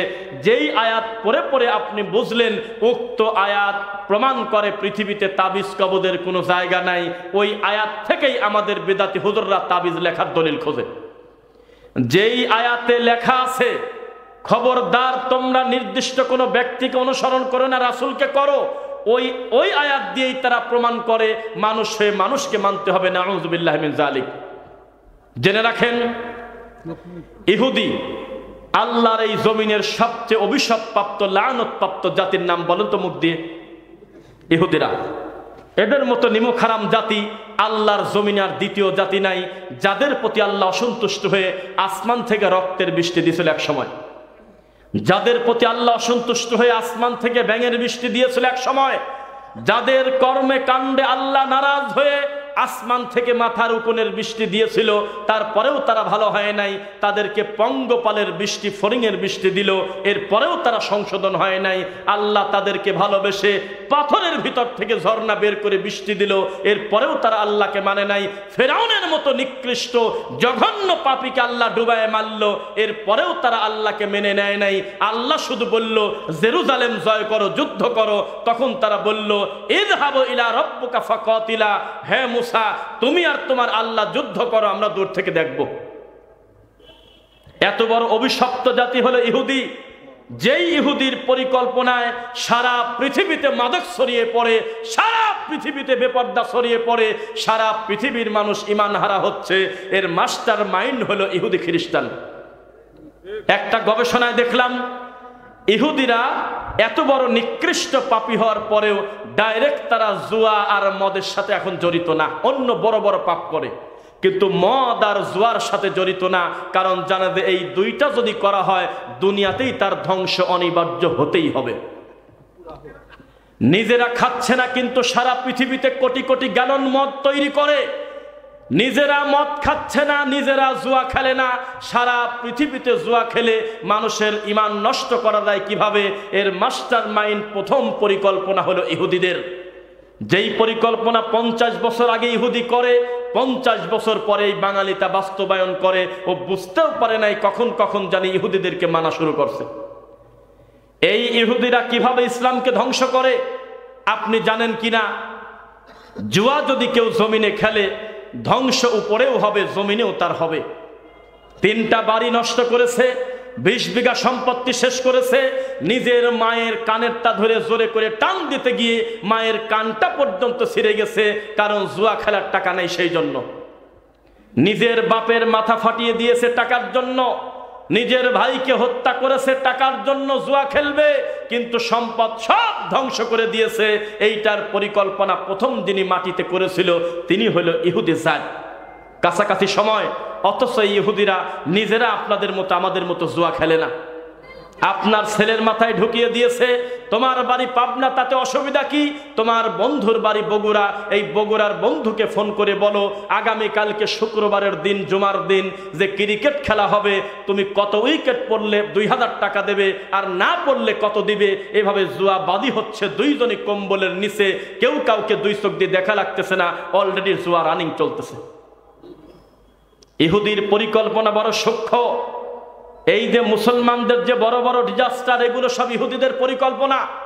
অথচ সারা পৃথিবীর ইহুদি এক জায়গা করলে 3 কোটিও হবে না, অথচ তারা 250 কোটি মুসলমানকে জুলুম করে, নির্যাতন করে, বোম মেরে মেরেছে। মানুষ বিপদে পড়লে, একেবারে বেশি অসুস্থ হয়ে গেলে, অন্তত হাসপাতালে গেলে মানুষ বাধা দেয় না যে লোকটা চিকিৎসা নেই, এটা হাসপাতাল। এই হাসপাতালে পর্যন্ত বোম মেরে আমার ফিলিস্তিন মাজলুম ভাই বোনদেরকে হত্যা করেছে এই ইহুদিরা, অথচ সারা পৃথিবীতে তাদের সংখ্যা মাত্র 3 কোটিও না। তাদের পরিকল্পনা কত সূক্ষ্ম। এই ইহুদিরা পরিকল্পনা করেছে মুসলমানদেরকে বলো তারা যেন দিবস কেন্দ্রিক দিন ধর্ম পালন করে, যেভাবে আমরা 10ই মুহররম পালন করি ওইভাবে তাদেরকে দিবসের ভিতরে ঢুকায় দাও, পুরা ধর্ম নষ্ট হয়ে যাবে। তখন বাঙালি বলে সারা বছর যাই করি না করি, 12ই রবিউল আউয়ালের দিন অন্তত 30 মণ জিলাপি খাবো আর রাস্তায় মিছিল করব। মাথায় সবুজ পতাকা, এই পতাকাতে লেখা সাইয়্যিদুল আইয়াদ।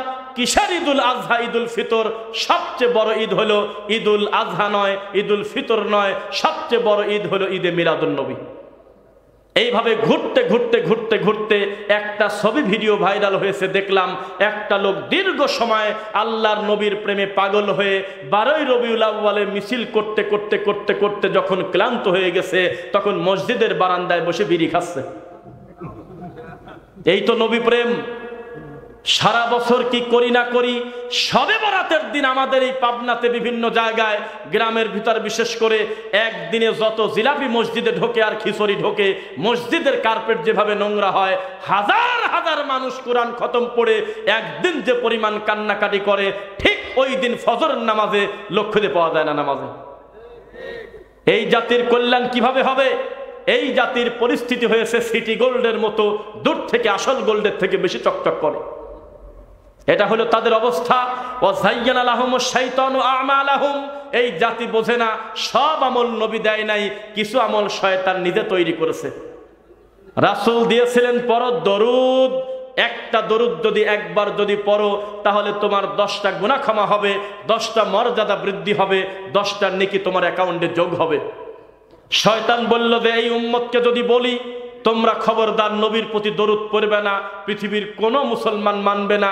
সপ্তাহে শুধু জুমার নামাজ যে পড়ে তারও নবীর প্রতি একটা টান আছে, দরুদের বিরোধিতা করলে খবর করে দেবে। তোমরা কাম করো, শয়তানি করে মিলাদ ঢুকায় দাও, আস্তে আস্তে দরুদ বাতিল হয়ে যাবে।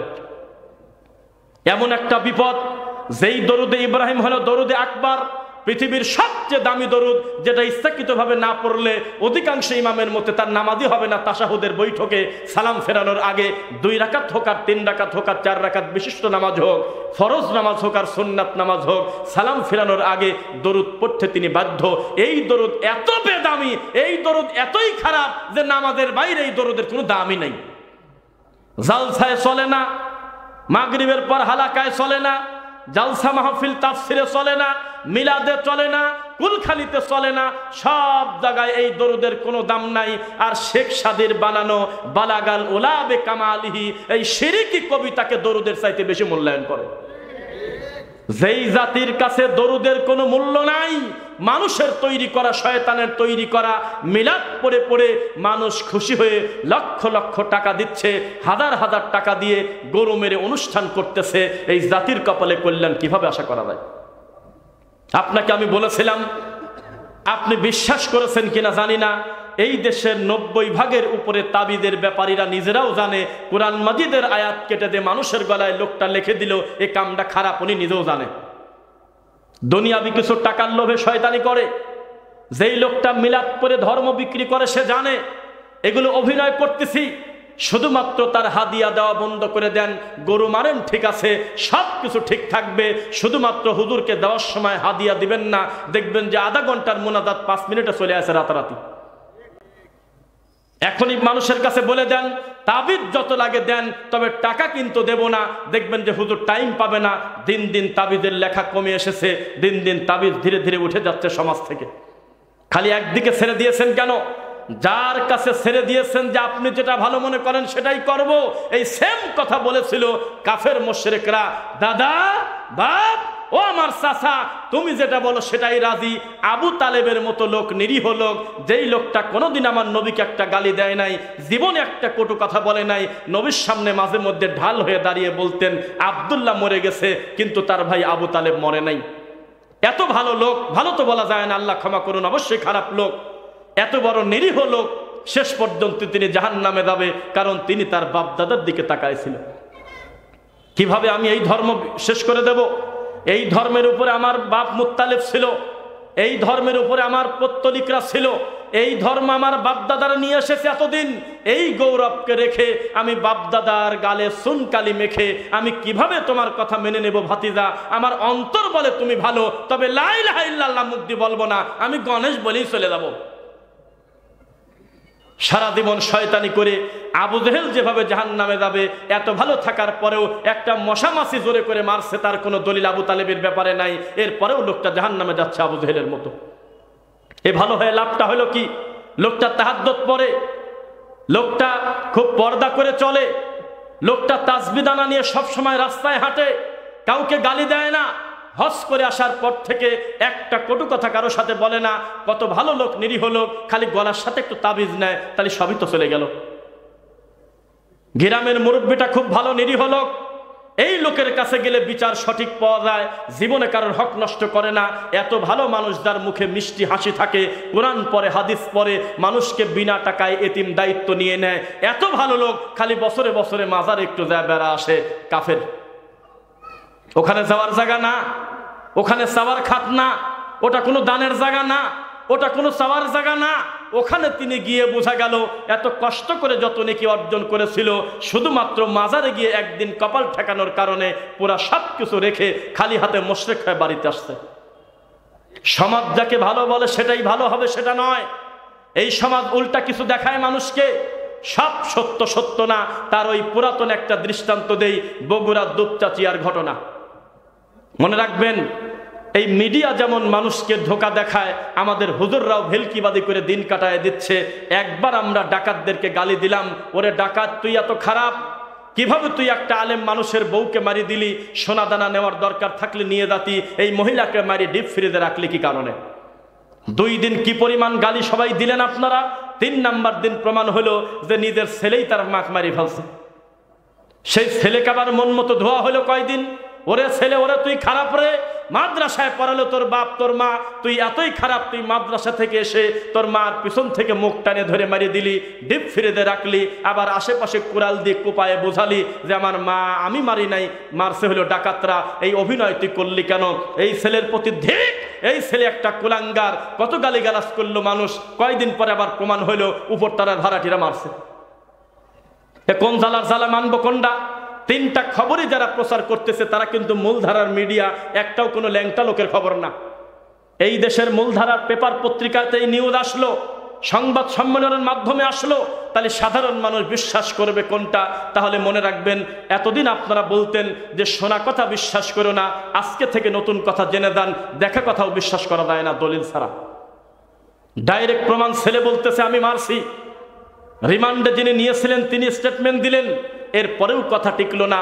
বোঝা গেল বহু কিছুই পর্দার আড়ালে আছে, সব কিছু সামনে আসে না। হুজুরের বাড়িতে মিলাদ খুব কমই হয়, হুজুরের নিজের গলায় তাবিজ নাই। আল্লাহ মাফ করুক, দিনের স্বার্থে খারাপ মানুষদের নাম বলতে হয়, ক্ষতিকারক আলেমদের নাম বলতে হয়, যাতে জাতি সতর্ক হয়। আর মুফতি রেজাউল করিম আবরারের নাম শুনছেন আপনারা? যেই লোকটা শুধু তাবিজকে টিকানোর জন্য চরমোনার পীরের পক্ষ হয়ে আহলে হাদিসদেরকে গালিগালাজ করার জন্য একটা বাহাসে পর্যন্ত আসছিল, মনে আছে? সেই লোকটা, তাকে এক উপস্থাপক জিজ্ঞাসা করলো অন্য একটা টক শোতে যে আপনার গলায় কি তাবিজ আছে? কয়দিন না আমি তাবিজ নেইনি। তো নিশ্চিত শয়তান করিস কি কামে? আল্লাহর কসম, আবরারের ছেলের গলায় তাবিজ নাই। আমার অন্তর বলে রেজাউল করিম আবরার নিজেও জানে তাবিজ কবজ হলো একটা শিরকি জিনিস, শুধুমাত্র তার মেধাটা চরমনার কাছে বিক্রি করার কারণে মাথাটা, এই কারণে সে লোকটা সত্যি কথা খোলা মাঠে বলতে পারে না। সত্যি কথা বলতে গিয়ে বিপদে পড়েছে কামরুল ইসলাম বিন অলিপুরি। হায়রে জ্বালা, নিজের বাপ বেটার যুদ্ধ কি পর্যায়ে গেল, বাপ হয়ে ছেলেকে বলতেছে মানুষের কাছে যে আপনারা আমার ছেলেকে বয়কট করে দেন, আহলে হাদিসের খপ্পরে পড়ছে আমার ছেলে। কিছুদিন আগে একটা হুজুর, যেই হুজুর পাবনাতে মাঝে মধ্যে আসে, ৮০,০০০ টাকার নিচে মনে হয় তাকে আনা যায় না, তবে আজকে গেলে মনে হয় ৩ বছরের আগে ডেট পাবেন না, এই রোগী বলছিল আকিদা বলে আমরা বলে বানাইছি, আকিদা শব্দ বলে ফেক, নাউজুবিল্লাহ পড়লেন না একটা লোক। এইভাবে যিনি ব্যঙ্গ করেছিল তাকে আপনি বলে দিয়েন এই দুনিয়াতে ইসলামিক দৃষ্টিতে, শরীয়তের দৃষ্টিতে আকিদার যুদ্ধের চাইতে বড় যুদ্ধ পৃথিবীতে নেই। এখন যদি একটা ছেলে মানুষ হত্যা করে গিয়ে বলে আব্বা আমি মাসুম বাজারে একটা মানুষ হত্যা করে আসছে, আমার ইচ্ছা ছিল না, তবে আমার গাড়ির নিচে পড়ে একটা ছেলে মরে গেছে, এখন আমি কি করবো আব্বা? ছেলের প্রথমেই জিজ্ঞাসা করবে আর তো কেউ দেখে নাই? যদি বলে যে না তুই ওখানে যাস নেই, ছেলেকে গোপনে পাঠিয়ে দেবে নানির বাড়ি। কেউ যদি সন্দেহ করে বাপ তাকে চাদর দিয়ে আটকায় বলবে খবরদার তোর এদিকে আসিস না, আমার ছেলে আজ 3 দিন ওর খালার বাড়ি গেছে। পাপ ঢেকে দেবে, বড় বড় পাপ। বাপ তার সন্তানকে বাঁচানোর জন্য নিজের জীবনটা দিতে প্রস্তুত, হত্যা করেছে ছেলে, ছেলেকে বলতেছে তোর হত্যার দায় আমি নেব, আমি বাঁচবো কয়দিন, বেটা তুই বাড়িতে থাক, আমি জেলে চলে যাবো। এরকম বাপ নাই? সেই বাপ কি পরিমাণ বিপদে পড়লে পাবলিকের সামনে আলেম হয়ে বলতেছে তার একটা আলেম ছেলেকে, আমার ছেলেকে আপনারা বয়কট করেন। এই কথা বলে নাই? একটা মাত্র কারণ, ওই ছেলে তাবিজ কবজের বিরোধিতা করে, ওই ছেলে ইল্লাল্লাহ জিকিরের বিরোধিতা করে, ওই ছেলে পীর মুরিদের বিরোধিতা করে, ওই ছেলে চিৎকার দিয়ে জোরে জোরে জিকির করার বিরোধিতা করে, ওই ছেলে পীর মুরিদের নোংরা নীতিকে অস্বীকার করে, ওই ছেলে আল্লাহকে মনে করে উপরে আর তার বাপ মনে করে আল্লাহ হলো কলবে। এই তো পার্থক্য। ইমানি পার্থক্যর চাইতে বড় পার্থক্য পৃথিবীতে নাই। আপনি কিসের সাথে কি মেলাচ্ছেন? আমাদেরকে আপনারা বলেন যে আমরা হানাফিদের বিরুদ্ধে বক্তব্য দেই। আপনাকে কে বলেছে হানাফিদের বিরুদ্ধে বক্তব্য দেই? হানাফির মতো হানাফি যদি হতো আমরা তাকে বুকে টেনে নিতাম, যেমন নিয়েছিলাম ডক্টর খন্দকার আব্দুল্লাহ জাহাঙ্গীর রাহিমাহুল্লাহকে, যেমন নিয়েছিলাম আল্লামা দেলোয়ার হোসেন সাইদি রাহিমাহুল্লাহকে।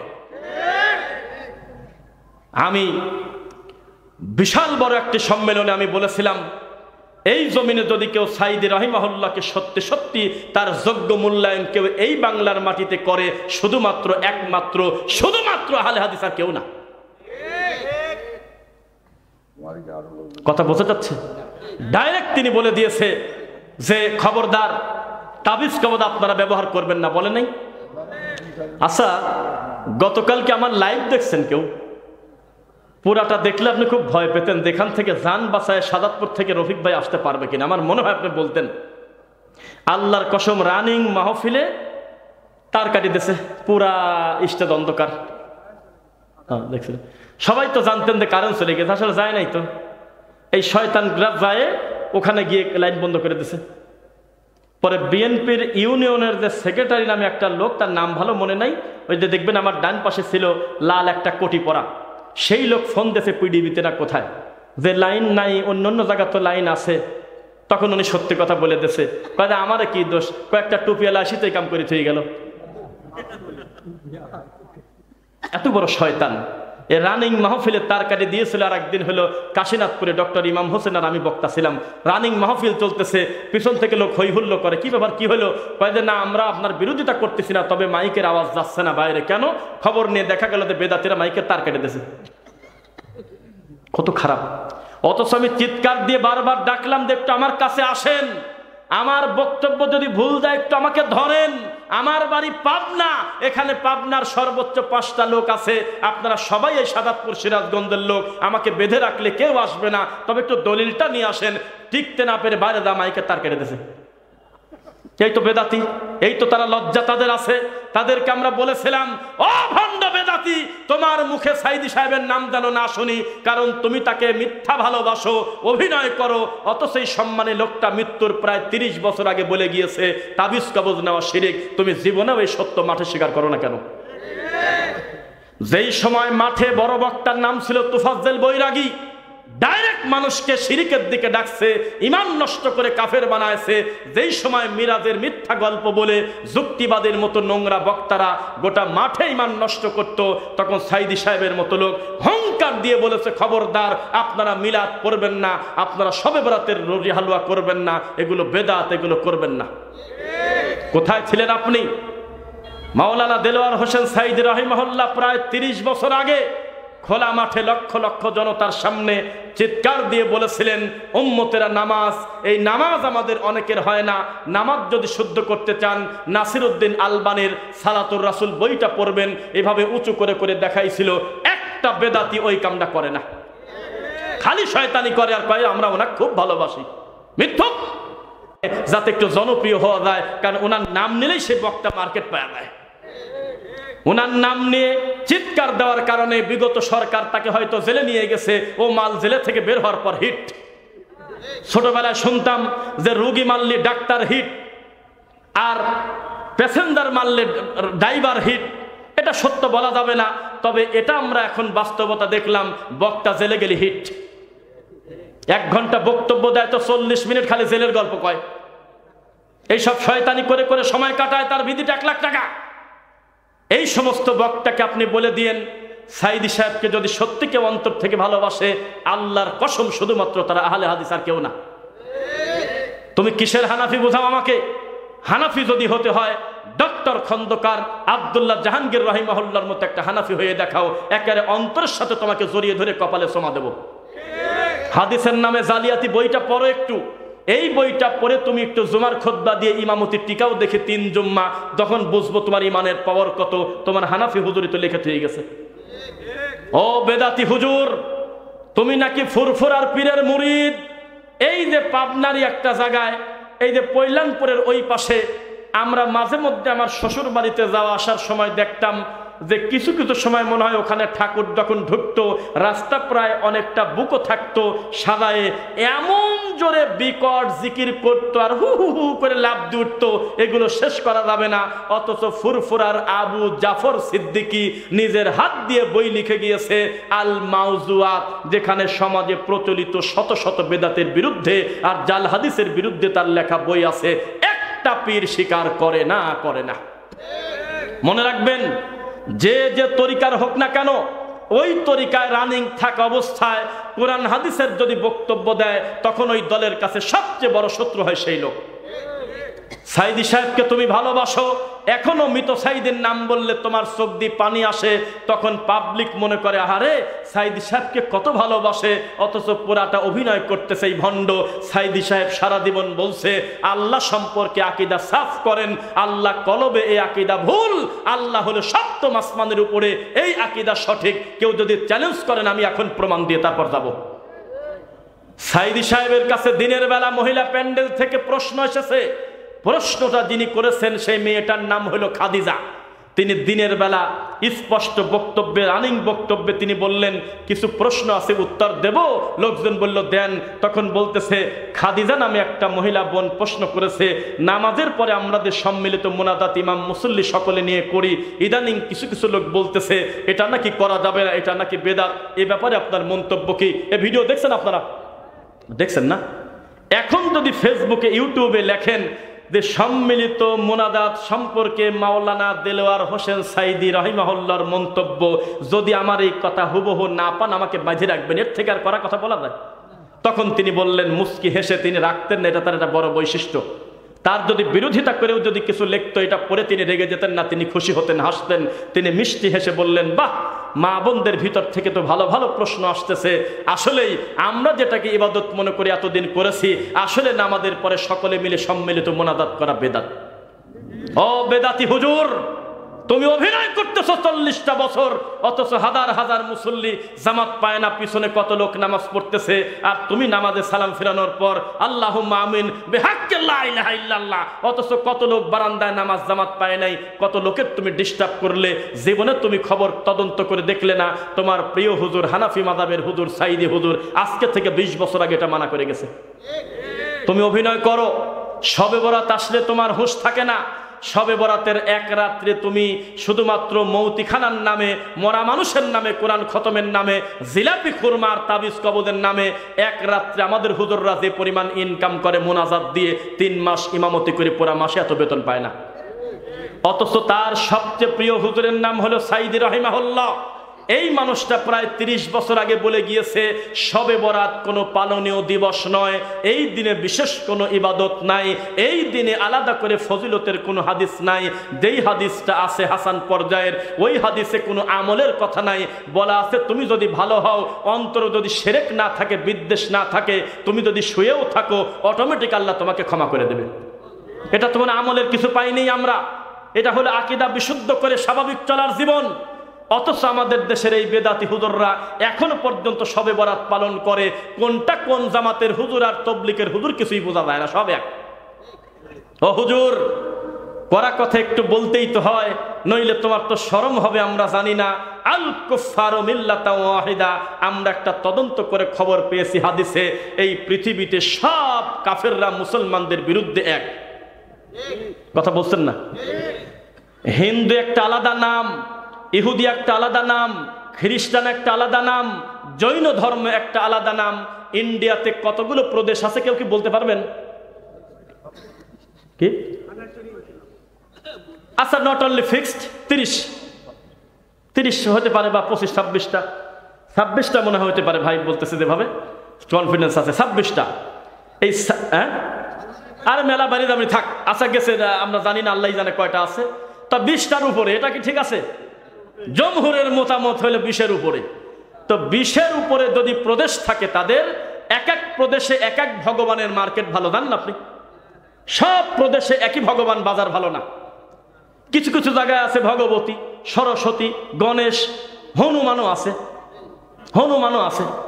এক এক জায়গায় এক একটা জায়গায় বড় ঠাকুর মার্কেট পেয়ে গেছে।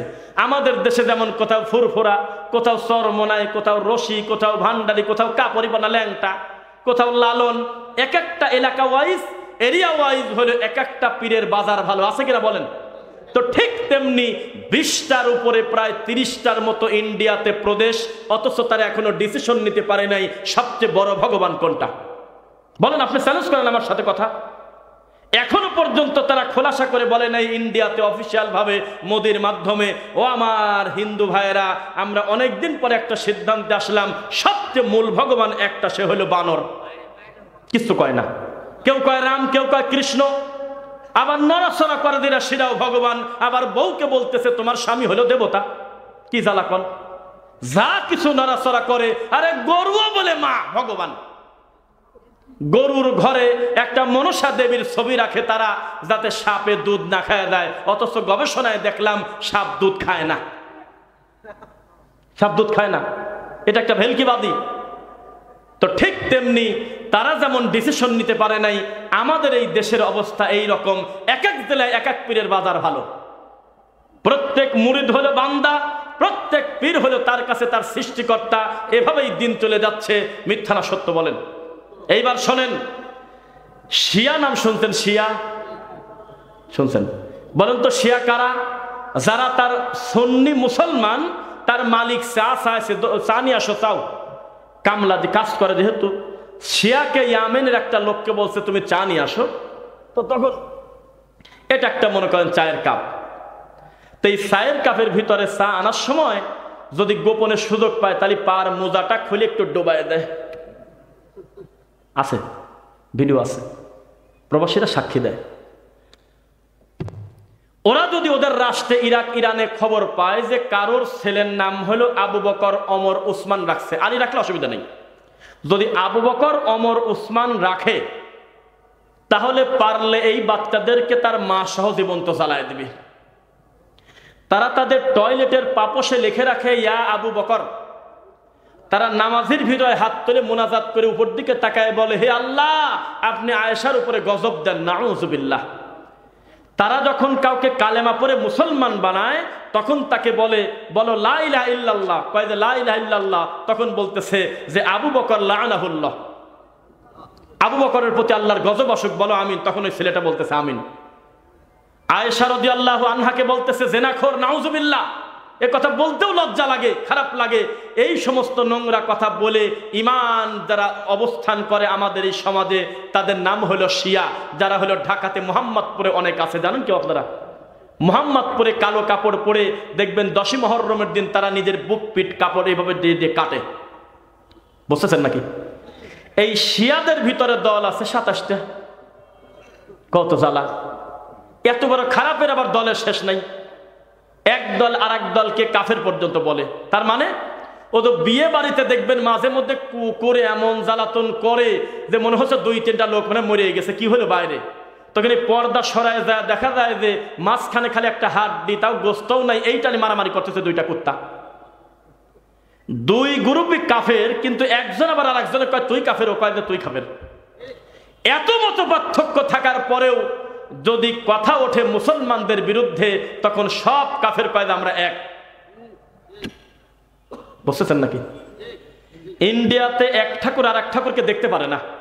হয়তো ফেসবুকে এইসব ভিডিও আসে, আল্লাহ মাফ করুক, আমরা তো দেখি।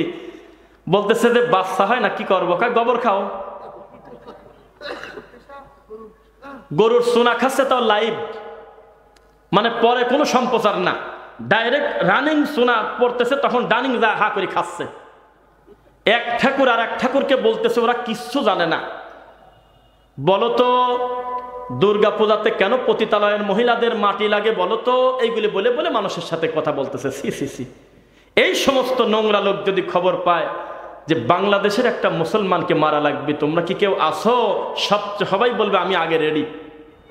মানে মুসলমান ধ্বংস করার জন্য কাফেরদের ভিতরে আর কোনো দ্বিমত থাকে না, সবাই তখন এক হয়ে যায়। এইবার আসেন, হজম করতে পারবেন কিনা জানি না। এইবার যে কথাটা বলবো তার বাস্তবতা হলে আমি আর আপনি। সমস্ত কাফের যেমন মুসলমানদের বিরুদ্ধে এক, সমস্ত তরিকা মাযহাব আর বেদাতীরা আহলে হাদিসদের বিরুদ্ধে এক। একবারে হারে হারে সত্য। জামাত ইসলামের লোক কিন্তু মিলাদ পরে খুব কম পরে না বলবো না, পরে। জামাত ইসলামের লোক কিন্তু পীর মুরিদি খুব একটা সাপোর্ট করে না, এই ভালো কথাটা স্বীকার করলাম। চরমোনাইকে যদি বলেন যে তুমি হলো জানাজান নামাজের পর মোনাজাত করবে, ওই ধারার আলেম ওলামা করতে চায় না। তাদেরকে যদি বলেন যে কবরে সেজদা দিতে হবে, বিষ খাবে তাও সেজদা দেবে না, এটা বলবে যে এটা হলো চট্টগ্রাম আর বিবাড়িয়ার সুন্নিদের কাজ। তাদের ভিতরে এত অমিল। কিন্তু আহলুল হাদিস মসজিদ যদি ভাঙার কথা আসে, তখন সব হুজুর কয় যে আসো আমরাও আসি। কারণ হক কথা যখন সালাফি আলেম ওলামা বলে, তখন সমস্ত বেদাতির ঘরে আগুন লেগে যায়। তাই তো সাইদি সাহেব বলেছেন, আর আছে 5 মিনিট, আর আছে 7 মিনিট, আর আছে 2 মিনিট। এইভাবে আল্লাহর ঘরের মাইকে ডাকাডাকি করা যাবে না, ডাইরেক্ট আল্লাহর ঘরে আজান দিতে হবে। সাহারিতে মসজিদে মাইকে আপনারা ডাকবেন না, এ কথা প্রায় 25 বছর আগে বলে গেছে। এখনো বেদাতিরা এই ডাকাডাকি করে কিনা বলেন? মনে রাখবেন, এ কথা বলে আসতে না কেন? ও আচ্ছা আচ্ছা, আসলে ছেড়ে দেবেন ইনশাআল্লাহ নাকি? শোনেন, এই দেশের লোক যত ভালোই হোক, একবারের বেশি 2বার মেম্বার হওয়া খুব কঠিন আছে, টাকা দিয়েও হওয়া কঠিন। সেখানে এই সেম মাঠে আল্লাহ আমাকে গতবারও আনছে, আলহামদুলিল্লাহ। তারপরেও আমি গ্রামের মানুষ।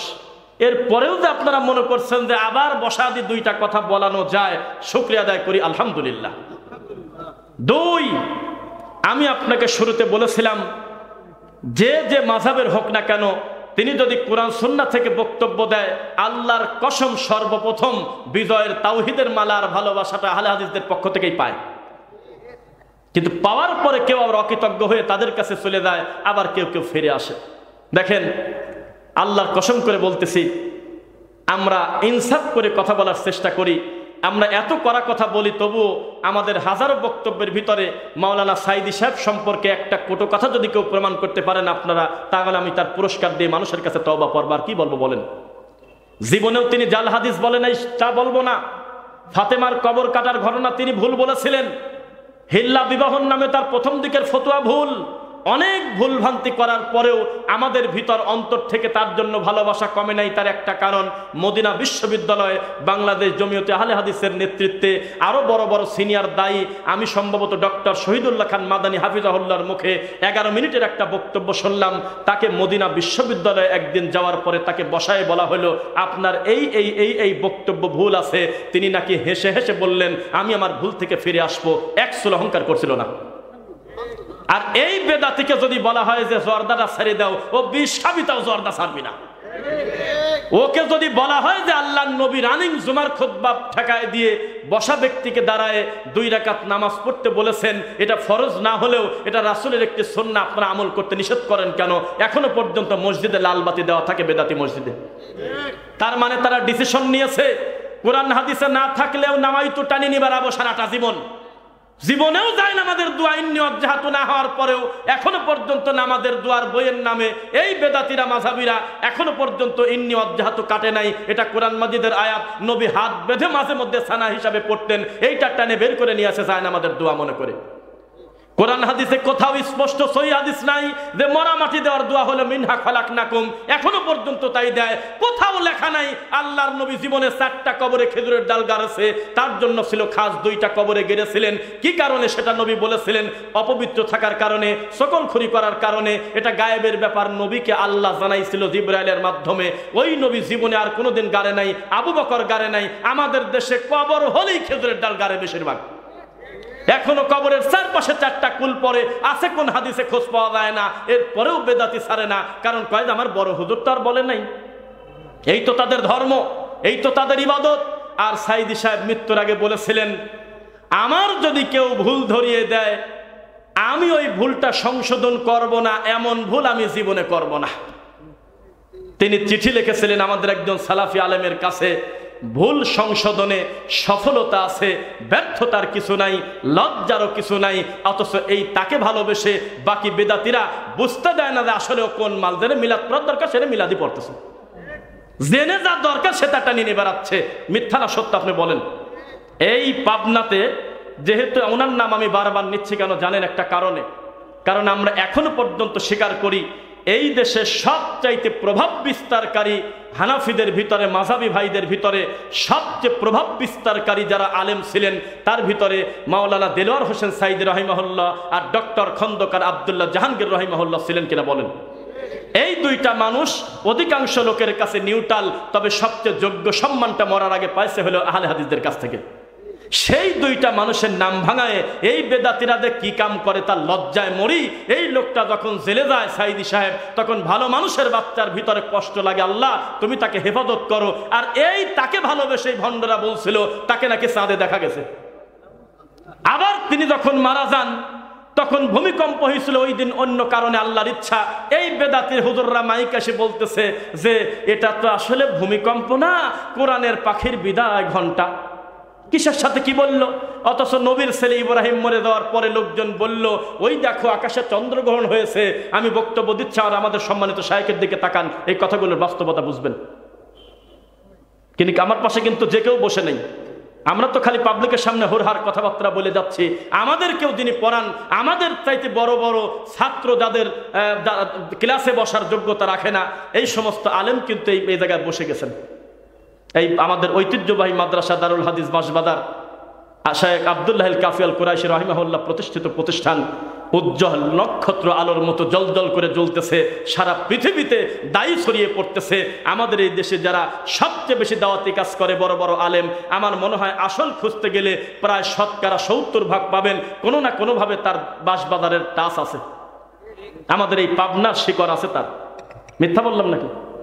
এত বড় ঐতিহ্যবাহী প্রতিষ্ঠানের মহামান্য দায়িত্বশীল শিক্ষক আলেম ওলামা মুহাদ্দিস এখানে আছেন। তাই আপনাকে আমি বলি, খবরদার, সংখ্যার বিবেচনা কোনোদিন সত্যের মাপকাঠি না। মনে থাকবে কিনা? তাহলে আমরা অন্তর থেকে যোগ্য মানুষদেরকে মূল্যায়ন করব, বলেন ইনশাআল্লাহ।